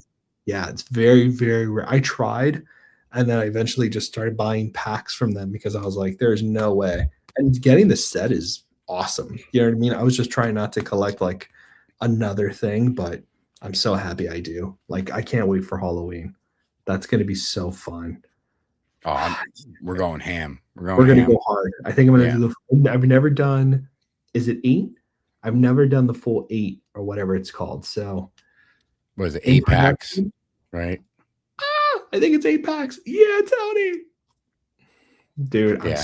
Halloween 7 is in production. Oh boy, man, I'm so excited. Let's make sure there's no damn strike. Yeah, hell yeah. I hope not. God, that would break my heart. I know it's tough. It's tough. It's I love that too. Yeah, we got to do Halloween break and dress up and stuff, man. Like I don't go anywhere, so that would be fun. This is great. Yeah, throwback Halloweening too. Wow. Yeah, I was just going through. Funny enough, I was just going through these, so kind of crazy. That was awesome to see, by the way. Thank you for that. Yeah. Thank you. Monster Mayhem. That's dope. Ooh, loving that. Loving it. Monster Mayhem. I'm a fan. I'm a fan. Who's your favorite monster? Oh, it's a tough one. It's a tough one. It's a hard. Like out of the Universal monsters. Yeah, like the classics. Oh wow. Wolfman or Invisible Man. I like the Invisible Man. Invisible Man's cool. Good, man. Yeah. Wolfman and Phantom of the Opera. I love those two. Okay. Yeah. I'm a big fan of werewolves, so definitely Man Wolf or whatever he was called. And then do I have a werewolf? I think it was Wolf. Oh my God, what was it? Wolfman. The Wolfman. Yeah, that was good. It's such a good one too by the Wolfbane. Like, it's really good. It's really good, actually. Yeah, they did great. They did great. A lot of people loving it. Josh said he did 12 packs last time. Yeah, 12 packs is cool. Oh, is it 12 packs, Josh? I didn't know. I always forget what the max number is. Yeah, me too. Tony always asks, and I'm like, oh, wait, damn, I don't have the money right now. And then, but I know. now I'm gonna put money away now for the Halloween. I'm gonna be so stupid good this year because I only got 3 or 4 packs last year, and I was so devastated because and then of course everyone pulls amazing things. So do I have it? Says it's 8 or 12. That's your options. 8 or 12. 8 or 12. Okay, so I'm gonna do 12 this year. But it was Tony who did my Wolfman, and he did me an homage, and he made it a Silver Surfer Wolfman. Oh, that's great. He put Nora. He put my name on the gravestone. I love it. It's my favorite. Dope. My absolute favorite. That's a great one. I know. So stupid happy. Tony said, "Save your magic beans." My magic beans. Yeah, the Invisible Man movie from a couple of years ago was dope. The Chevy Chase movie is amazing too. Yeah. Wow, I haven't seen that in a hot minute. That's good. That's a good movie, yo. That's a good reference, man. That's kind of why I like the Invisible Man. That's good. Yeah, that's actually a really good reference. That's a really good reference. They use the Ghostbusters goggles to try to find him and everything. Oh yeah. No. Yeah. Yeah, You're yeah, like, yeah. wait a minute, that dude is definitely at the same place Ray Venkman worked or whatever. So good. Wow. Or they're using the same prop or whatever. It was funny. It was funny. I got to rewatch that. Damn. Yeah, it's a good one with Chevy Chase. Yeah. That's a good one. Yeah, I haven't seen that in a hot minute. That's good. Oh yeah, oh yeah. So let's get into some Tops talk. Let's get into some Tops Marvel, bro. We're how are you feeling with the everything that's going on right now with the sets and the releases? I mean, I'm seeing they are incorporating more original art, let's say, into the sets, which is a great thing. I heard there's an original art set in the works, and we're seeing these prices on some of these sales just are incredible. So let's get into that, huh? I was warned by a lot of people what was going to happen when Topps was pulling the Marvel thing. And I will say, like, everybody was 100% right. I had no idea that there could be an audience so beholden to a company or to an insert type that the character would not matter, that the art would not matter, that it was the insert that mattered. I never really clicked that. Like, we saw people doing some sketchy things with PMGs. We've seen people do weird kind of like, oh, there's only 5 or 10 of them, I'm going to hold 4. You know what I mean? Like, we've seen people do that early day of the hobby, all these kind of weird things that were happening because I guess they were from the sports world. So they saw what these people were doing in other categories. So they brought that over to Marvel, which I get. And it's not like the audience was like massive at the time. It's not like someone wanted like 4 Mystiques or whatever. That's just a random character. No one did that who collects Mystique. But, I was just like, I'm just going to collect 4 because I like it. And no one cared unless someone was trying to build a set, which is when it became, and then people were nice about it, obviously. But I will say, I was 100%. I had no idea what the hell I was talking about, to be honest with you. The Topps Marvel thing, completely a different beast. Anybody who collects Topps seriously as like a serious collector, investor, whatever, they know what they're doing to a science. Yeah. Like, I'm really impressed. And it's not something, and when I say impressed, I'm not like admiring investors, flippers, none of that stuff. I don't admire anybody like that. Anybody, period. That's not how I think. But I can recognize mentality. I can recognize how someone collects. I can recognize how someone plays the game, and be a student of that, because it is interesting to see people making these moves, right? Which I think is what all of us who are like actual Marvel card collectors for a long time are watching, and what we're learning for the first time is how people collect this stuff with a different mentality. And they're very nice people. Like, a lot of them are super cool. It's just a very different mentality. Not wrong, right? Nothing at all like that. Because I started doing the Topps surfer cuts. Mm-hmm. It's tough. It's a whole nother game. It's a whole nother game, because once that 101 is pressed on there, or a 5 out of 5, or a 10 out of 10, or a gold 50, you're not like, when I hunt for a surfer, let's do a surfer out of 5, right? Let's say I'm hunting for a surfer out of 5.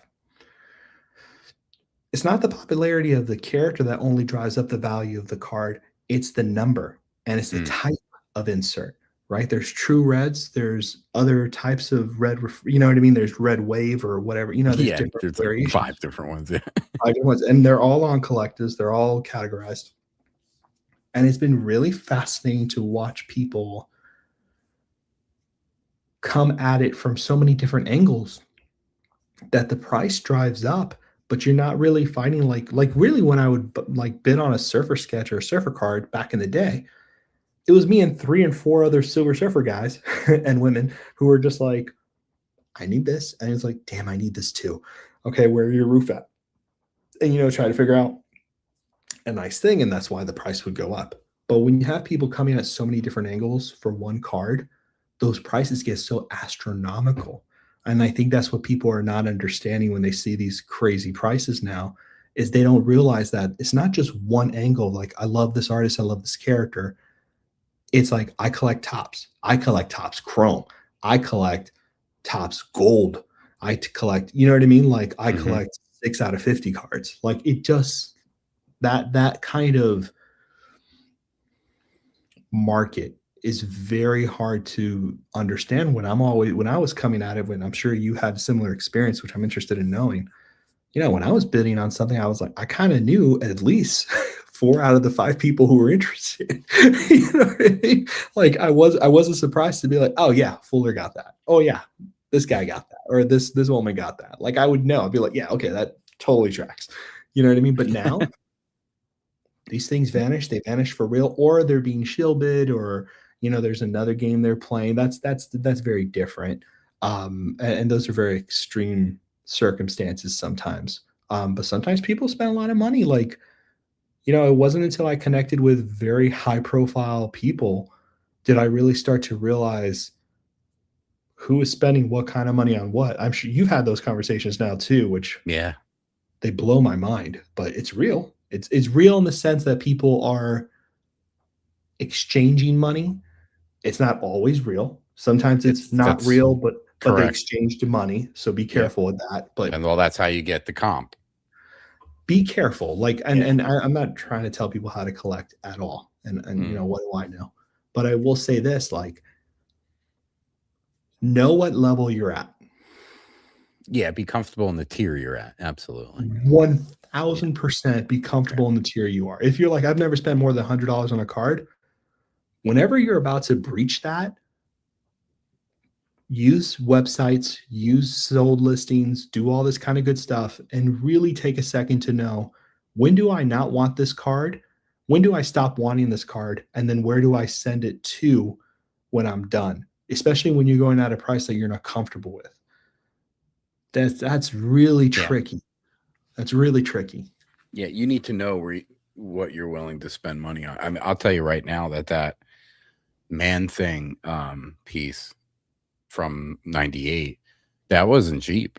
That was an expensive sketch, and the person, they knew exactly what they kind of knew, like, hey, this is one of the first sketches. They didn't know it was. If they did, I'm sure it would have been more expensive. Thank goodness they didn't know. But they kind of had the gist to where they were like, yeah. Now let's say that was actually a Topps sketch with 1 of 1 on it. I probably wouldn't have been able to pull that, the pricing for it. It's like, top sketches are like $300, like average, like for an average 300. Yeah, that's like your floor is like $300. Yeah, that's the start of and art. And I'm about to say something, but I'm gonna say it the most carefully way I could say it. From artists that usually typically don't sell their sketches in that price range. And really, the reason they are at those prices is because when people put those things on, and then of course there's tons of breakers right now, and those are the people pricing these things. But the reason they're doing that is because if a case costs me $5,000 and this is the case hit, I can't sell it for less than $400 or $500 for the price of the one box or whatever. Yeah. Because then that math gets really scary. Like, I understand, like, if I bought that to sell, I would understand where that, I know it's not worth that, in the terms of like how many, when I say something's not worth that, and I want to clarify this because I think it's important, because we're trying to clarify it on the site and in other ways, and I want to be as helpful as possible. When I say something's not worth that, let's be honest. I'll be really real with you guys. What have I paid stupid money on? Stupid money. Okay? Money outside my comfort zone for this thing. Yeah. Is there more than one buyer at the price I paid for this? Not real. Maybe because it's Joe, but not really. Maybe there's maybe 1 or 2 buyers. That you have to be super aware of when you're at certain price points that you're uncomfortable with. It's very different. You know what I mean? Worth is, yeah, see, exactly. Like, everybody in the chat's kind of commenting, but yeah. Yeah, Crescent, fear of the sports card mentality is going to bleed over. Yeah, that's already, we're past that now. And he knows, like, Crescent he's a lovely, Anthony's awesome. I love him to death. Yep. He used to be a real badass. I don't want to put his business out there, but he knows his stuff. And that guy, he called all of this stuff. We had very good conversations about all that. And he very much an authority of like sports market, like real stuff. Stuff that I'll never know. Like real scary stuff. A lot of people who were into Star Wars told us this too. We're like, remember hey, those they took over. conversations? Yeah, it was like, you're not going to be too, you might be priced out. You're going to see sports collectors get into it, and you're like, we'll see what happens. And then 100%, they were, they bullseye, where it was like, I mean, it seems crazy. I mean, I guess we always knew that the market was there, right? We're like, how are these cards not selling? And then it was, I guess it was just because we were in an upper deck bubble to where we were thinking that we were like, oh, we know this should be this card, the way these are, these inserts, maybe down the road, these will be the prices. But then it was like Topps came in, and it was like, just because of the name and then the mindset of Fanatics buyers and everything, whereas like it happened overnight and there was no transition. It was just like, there was no warning. It was instantly. And I think you're seeing them sets coming out so consistently too. And again, this is not financial advice to anybody. I hope people understand that if you don't like the price of a card, wait people out. Yeah, that's a strategy. You know what I mean? Like, you should wait people out. If you really believe that's never going to be the price, then you wait them out. And you even wait out the rich celebrities. Let's say rich celebrities are all buying gold right now, like the gold platinums. I know what happened there. The kaleidoscopes from MM92 Platinum. I know what happened there. I know what all these people are doing. I know what all this stuff is happening. So do you. You have an inkling. What you do is you say, it's not going to happen this year. I'll wait 3 years down the line. Eventually you will look. Perfect story. Cosmic out of 25 Silver Surfer Marvel Platinum. No way that card is worth $1,000. It's not. It is not worth $1,000. To me, it's not worth $1,000. It was selling for $1,000, selling for $8,000, selling for $7,000, selling for $1,000. I could not land this stupid card. And I was like, this is out of 25 Platinum. There's no reason this card should be at this price, because Cosmic Match Surfer. What happened? I had a suspicion that somebody was stockpiling them. I was right, because you can see the serial numbers, and I knew exactly where the fake bids were going and the fake buys, and I watched the sucker. And the guy was holding on to 5. Couldn't move them a year and a half later. Eventually, I got one for less than $100. It's crazy. Same serial number that was for sale for $1,000 on eBay. I got proof. Oh, yeah. Real. Real. I'm telling you right now, some cards, yes, you're not going to be able to get them for a while, because there really is more than 1 or 2 people collecting the thing. And like, all 5 people have money, so they disappear. And that's the truth. They get lost. They get traded amongst each other. People try to have a monopoly on it. That's a fact. That's just happened. Sometimes you get unlucky when you make the bet. Like, it's not worth this. I'm going to wait. That could have happened to me. Sometimes you have to make that decision. That is true. But if you know what level you're at, then you just have to add it into the formula. Like, I'm at this level. That means I have to wait 3 years to get X card. Hang out. Listen to Marvelous here. Hang out on the Rambling on Middle-Aged Card Collector and chill. Listen to people spend money and have a good time, and then eventually buy it. That's it. That's all it is. And Jeremiah, curious to see if we'll ever get the price point where him and his kids can afford Marvel sealed product again. It seems like their answer to that is the mega box, right? How much did they print of Topps Chrome 2026? Like, it was at $500,000. It was something stupid. Someone said. I think it's more. I think it's more than that. Yeah, and they have every variation of type of box: Mega, Blaster, Like it is a massive printing that we're currently in. Mm-hmm. You want to And collect that's with why your you have all kids? these inserts. You want to collect with your kids? Go look at the older sets. I've been using this with the Collectus site constantly. I go to all these older sets and I'm like, dude, 90% of this set is killer. The Fleer Ultra X-Men that we're looking at, that set is so stupid beautiful, and you can buy it for less than $50. Like, that's it. That's your answer right there. Go slow. Open up a couple of packs here and there. Buy the complete set. Have fun binarying it up. All this other stuff is just a long wait. Yeah, it is. I think when it comes to it's hard to say, right? I mean, you want to say that, oh, just wait with the tops and the prices might come down. Sometimes it's like these it just pops where it's like they go off to where it's like, no, you needed to buy a year and a half ago and now you're priced out. It's like best rule of upper thumb. deck seems to be looked upon right now as junk wax. Like I know it's crazy, but that's like almost like, you know, you Platinum was popping, 92 Masterpiece was popping. Like you could have got, you know, it was expensive for a minute there, but now it seems like you go get that for cheaper, because why would somebody want to buy that when they can buy the Fire Tops product that's selling like hotcakes? So it seems you got to know where to look at. I mean, I think William was said here something about 90s junk wax he thinks is now junk wax. I want to say that's true, but I mean, look what we saw in our own time frame. You know, Justin saw it, you know what I mean?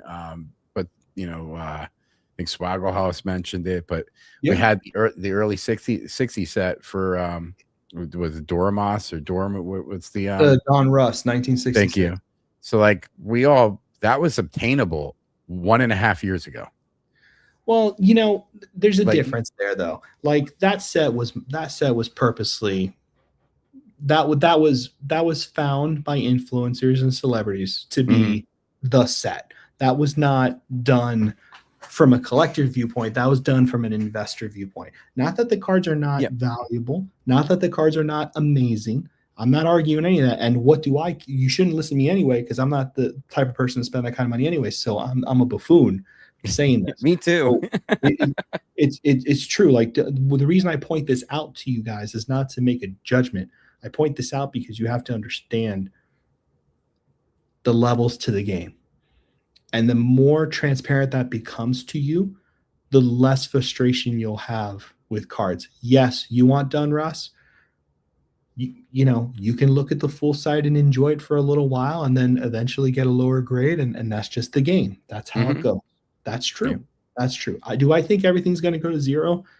No, because I think there are too many people with money who have played this game more than once and are doing something that's very beyond my knowledge of an investor profile, whatever kind of way, which is exact. It's just the world, right? It's just what it is. Again, not passing judgment. It's more like once these levels become transparent, right? The rule of thumb, anything below 50 serial number wise, if you are trying to rainbow something, the longer you wait, the trickier those get. Oh yeah. It used to be in upper deck time 10 and lower. Anything that was 10 and lower, you really couldn't be too casual about it. You could get a PMG out of 50 any day of the week. That wasn't an issue. You're seeing with DC Batman upper deck, you're seeing those blues go kind of insane because people are saying, hey, first DC Batman, PMG X, 2013, all these echoes of things come from the past and people are playing the game. That's when it becomes difficult, is when there's a game being played, but recognize it for what it is, put it on pause, you know, put it on your wish list, whatever, think about it. That's what the site is actually really good for that. I do that all the time. Something's too expensive, I put it in my collection on Collectus and I hold it off and I wait until I remember it again. And I just check monthly. That's the game. I've waited 5, 7, 8, 10 years for cards. You know, if you're at the level where you're trying to be at the level, you know, then the game is literally hanging out and being patient. Unfortunately. Yeah, absolutely. You got to be patient. You Gotta be patient. You got to hold strong and don't have the FOMO, because you don't want to ride that wave to where you're can't get off. You're going to overspend. Yeah, because there's no coming back. Once you overspend, your collection looks different to you. For instance, and you tell me if I'm talking too long. We're almost at 2 hours, so I know we got to go. Because I'm the worst. See, this is why people don't have me. It's okay. People are like, don't let Fausto go. But that's why I stopped at 2014. Because I realized very quickly that 2016 and up was a totally different game that I wasn't able to play. Yeah. There was no reason I should be enter that door. And I had crazy stuff because I was early. I paid off for the rest of the collection by selling all the stuff post 2016. That worked out. That worked out, yeah. That worked out, but I had to make the sacrifice. There were things I loved, that I worked hard for, man. Like a dog, finding stuff. Years putting that collection together. But I didn't want to hate my collection. I didn't want to resent it, be angry at it. Yeah. I didn't want to do that. I really, and that was my compromise. And that's what a collector's life is, you know? True. It's true.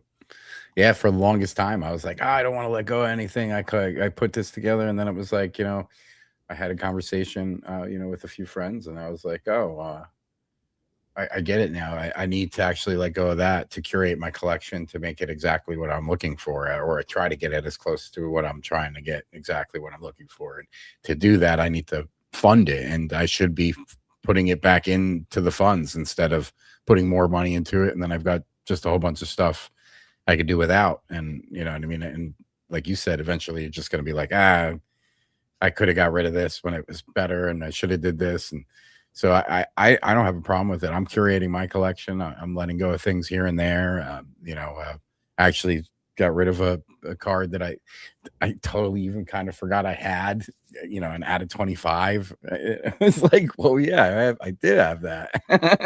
It's like that's what I do whenever I'm thinking about letting something go. It's in a different box, and it's out, like, because I keep, because I'm like you. I look at stuff every day. You know what I mean? I look at my babies. Yeah. I look at my stuff all the time. So, but whenever I'm thinking about letting something go, I put it in a box. I put it in my closet. And if I don't grab it back out within the next couple of weeks or even a month, it wasn't for me forever. Yeah. You know what I mean? It was for some other lucky guy or woman or whoever it is to collect X character. And that, it served me. I have no regrets on things I've let go. Yeah, no, and you shouldn't. I mean, obviously sometimes it stings at the moment, but just keep it in the front of your mind that, like, this is going to allow me to now get something else that I wanted that may have been out of reach or at a second tier that you weren't at the moment. And that this may be the path to get there. You know what I mean? You just do it with class. You know what I mean? Like I desperately try to find my character collector buddies, either for a character I have or the character I collect, or a character I just happen to pull pack. I pulled a card of a character. I always try to run to the people, you know what I mean? And try to go there first, because Lewis, the best. Love Lewis. Oh man. Yeah, I think Josh said it earlier. He goes, new era of junk wax. It almost seems that way, to where they're going to start overprinting and having parallels that kind of dilute any other parallel, unless it's 50 to 1. You know what I mean? And I mean, let them all get cheap, dude. That'd be awesome. I'll buy it. You're gonna have the best time then. All of us will just be riding that wave and be like, all right, let's go get some and have a good time. Like, I mean, I'm okay with that. That doesn't bother me any. And I think that's the position to be in, right? Like, yes, I know people make money off this stuff. I know there's lottery tickets, and it changes people's life. And I don't begrudge any one of that. I think it's awesome. And I think people always judge people, but you know what, man? I've had people want to sell their collections for $150,000. I went to somebody, they were like, yeah, I'll buy for that.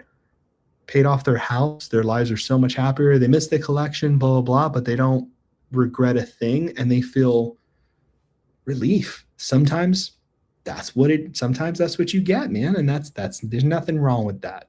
You know what I mean? No. You don't know what people's lives are sometimes, and of course, yeah, there's bad actors and players and blah blah blah blah. I get that, but you know what I mean? Like, if it all goes down to zero, baby, we're going to be opening cards all day. That's it. I mean, I've just been focusing on getting commissions, and yeah, dude, I love that. That's really what I'm focusing on. Because I was, like I said, and you saw it earlier, I was on that hunt for that card, for that sketch card, and that took a lot of focus and took some work, and then it happened to come across my desk, and I was like, okay, let's go. And I'm great that happened, but now it's like, well, what else is there? I kind of actually have a sketch of Man Thing from like every set, basically, and I'm kind of, that's where I'm like, I'm kind of done with the sketch card unless I get commissions, or because I ain't buying Topps sketch cards. I'm not. If the prices come down, sure. If I'm able to find some kind of awesome deal, sure. But I'm not going to spend $300 on a sketch card. But that's important. That shouldn't be said. Look, I say things like that all the time to force myself not to do it, because I might want to. Yeah. But like, that should be met with some kind of like relief. Be like, you know what? No. Like, line in the sand, that's not what my collection's about. If it gets there one day, cool. Then I have something to enjoy in the future. But that's why I always like having like my idea, right? I have this kind of collection I'm curating. I have these spots to fill in. And then it's finite, right? It doesn't go on forever. It has these parameters. And I think that you and I are similar in that way, where those parameters is what makes me feel cozy. You know what I mean? I'm not like I'm not like freaking out. You know what I mean? And people collect differently. That's not, I'm not saying that's the right way to collect, but I'm like you. I need to have my parameters set into place. It makes me feel a little more comforted by the choices I make financially. Yeah, and I like that. Yeah, and I like that. I know this is so crazy to even think of, but like, because we got AI, we've got digital, we've got all this stuff that's just like right here, right in our faces almost right now. So like, where would you see collecting in 5 years from now? 5 years is a good marker. A lot of things are going to start changing. Grading is going to change very quickly. Right now, people grade to increase value markers, but we're seeing companies get very big and grading millions of cards. That's a lot of plastic. That's a lot of slabs. That's a lot of inventory. Yeah. That audience, if it doesn't meet that inventory, it gets kind of scary. Same thing happening with the massive numbers of printing. I think people are thinking cards are having a moment. I think what cards are actually doing is becoming currency, like comic books do, like other collectibles are. I think they're very much moving into stock currency ideals, which is very different. And it's maybe not the game that any of us are playing on the stream right now, but it is 100% being treated as a commodity. In the past, it wasn't. In the past, collectibles was a thing that a group of people who had this commonality would get together, and things would exchange hands and stuff like that.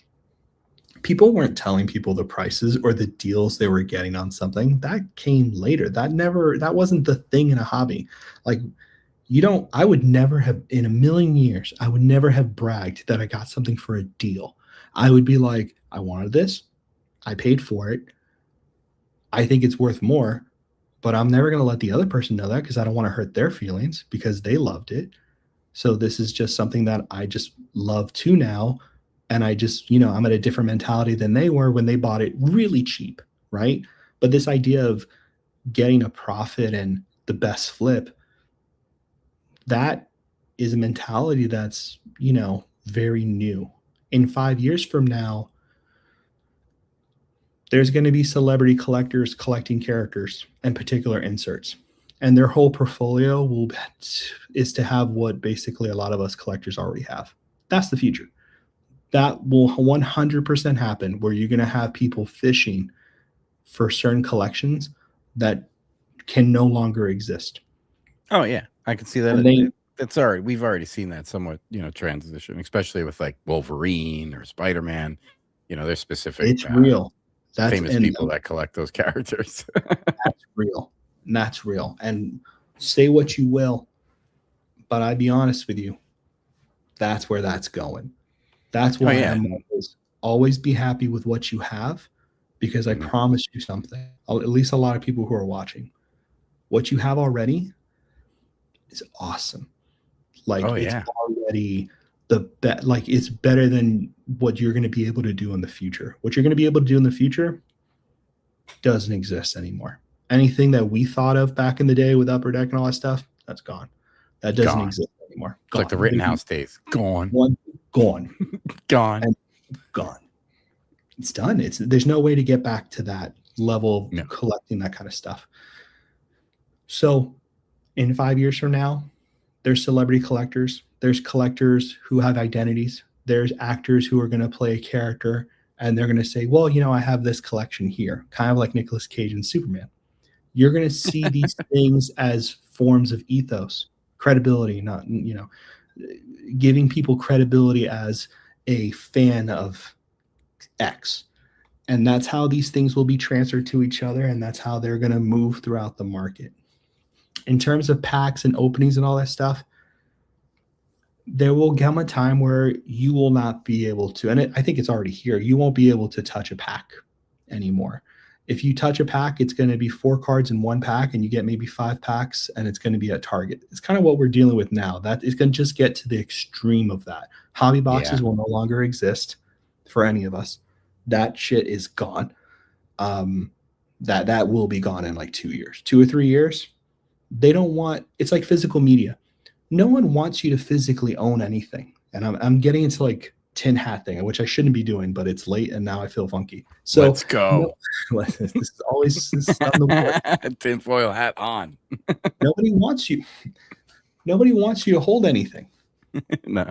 They don't. They don't want you to physically have something, because then they can't charge for it. The subscription model is what's ingenious, because yeah, sure, you're only paying $2 a month for this thing worth bazillions of dollars, but you know, all you have to do is pay $2 a month to have bragging rights that you have this thing. Yep. That's the world. 1000%, that's the world. So this idea of you and me having cards behind us and all this stuff, that gets less and less real as the years pass on. So hold on to your physical media. Hold on to your collectibles. Yeah. Remember what happened with NFTs? Remember the stuff that was happening with comic books where you could buy a portion of a book? Yeah. We didn't see the last the percentages. Of that. You and I laugh, but the generation that's coming up behind us wants to understand stocks, wants to be part of this American Psycho, you know, Bates, you know, all that kind of stuff. They want to be in that mindset. The 80s is coming back. That wealth of the 80s is 100% coming back. And that is how people will start attaching things. And that will happen. That will happen. People will think about these things very differently than we're thinking about them now. People buy digital cards. As crazy as that is, for every super refractor you see physically exist, there's a digital version on top. And I think it's absolutely insanity. And digital media to me is, I mean, collect what you want, how you want, the way you want. But to me, I could tell you right now, if you buy digital media and you can't download that digital media onto a hard drive, you do not own it. You rent it off of the server, and at any time that server can be shut down or mismanaged, and you no longer have that asset. Do you remember when Verizon? I don't know if you have Verizon cable down there, but like we had Optimum and then we had Verizon. And then when Verizon took over, well, not took over, but became Cablevision, Optimum's biggest like competition, you got a box at the house that you were now able to purchase digital movies, and you didn't have to go to the store no more. Do you know how many movies I purchased back then that I don't own anymore because they're just, I don't have Verizon, and you know, they got rid of that box. The same with like Xbox. You can buy movies on Xbox, you can't download them anymore. So like you're just technically renting a license code that may expire at some point, or they're not going to renew. So to me, I always think of that like, oh, I got all these cards on Snap or Look, you know, our the generation, top thing, and I'm like, it's going to go away. well, our generation all grew up with online games and phone games, Farmville, all this stuff. Once those servers shut off, all that money you spent, all the time you spent on an avatar, all that stuff, it cut and gone. That's it. And look, it's not something you and I are not into it, but in 5 years, paying $500, $1,000 for a box, yeah, I'm not going to do that. Will I pay $100 to get a hit of my character and it's in the vault? Yeah, sure, that sounds good. Because it starts looking different. It starts looking different. And that's the truth. That's what happens with time. People forget history, and then time repeats, and it becomes circles and circles and circles. You know what? I'm telling my son now, I'm like, dude, don't throw away your childhood. I know that sounds so weird, but I mean, literally. Yeah. I'm watching things from when I was a kid or a teenager that I physically had are now like a video game I had. I know I had it in great shape, but I traded it into GameStop. But like if I never traded it into GameStop, that game is $42,000, and it's like, what the fuck? What are we doing? But see, it's kind of, this is so stupid, but it's just like time. It's time travel logic, though, right? Because if we all understand this in the present, and all of our kids are like, oh yeah, I better hold on to everything in pristine condition because then it will be worth millions. Then all of a sudden it's not worth millions because everyone held it in pristine condition. So the supply is not low. You got to outhold everybody. You got to outhold. You got to outhold. It's just, it's, you know, you can't, it's not to outthink time. It's to understand patterns. And that's the trick. That's how you tell the future, is you look at patterns. That's like I told my son, as soon as I heard Sony they are making discs no more, I was like, don't you dare get rid of your games. He goes, what do you mean? I go, any game that we own. I don't care if it's a free game you got with the PlayStation. I go, keep that thing closed, put it in a box somewhere. I guarantee you, when your kid's 20 or graduate high school, that might be worth something. You never know. Like you said, you got to follow like the trends. You got to be a little educated about the situation. Everyone collecting VHSs, right? You know what's going to happen in the future when someone's like, hey, Dad, how did you get a game to work on your system? I used to have to blow in it and then like get the dust out and put the cartridge in. Everyone's going to want to do that. Yeah. Cool. That works. That didn't do anything, but it was, you know, getting dust off the connectors or whatever. But, you know, little things like that. There's a lot of tangible things that are interesting. I don't know. It's very interesting what's going to happen. Prices going up, you know. If it all goes to zero, then hey, we get to enjoy cards. If it doesn't all go to zero, I think people will enjoy cards differently. It'll be interesting. Yeah. I think their answer to, I guess, more affordability is like I was saying, is the mega boxes, the blasters and the mega boxes. So that's their answer. So if you're like, oh, you want that, that's what you got to get. But then, you know, and then they have their own exclusives. So the mega box and the blaster has their own exclusives. So it's just another insert parallel, and it's like, yeah, it turns into this. Well, rainbow collecting is gone. Those days are gone. Oh, it's not dead and gone. I'll call something now. I'd be surprised if they're not already doing it, but I'm going to call something now. I bet you money. in a couple of months, by the end of the year, maybe the end of 2027, you're going to see at card shops, Fanatics and whatnot gift cards, if they don't already exist. Oh my God. Where you can go to the card shop and buy a whatnot or Fanatic gift card, and you can go ahead and use that to break it home. I feel like that would be breaking some kind of boundary with the youth. Like, it might be legal for an adult to buy, right? Because that's like totally promoting right now with it's.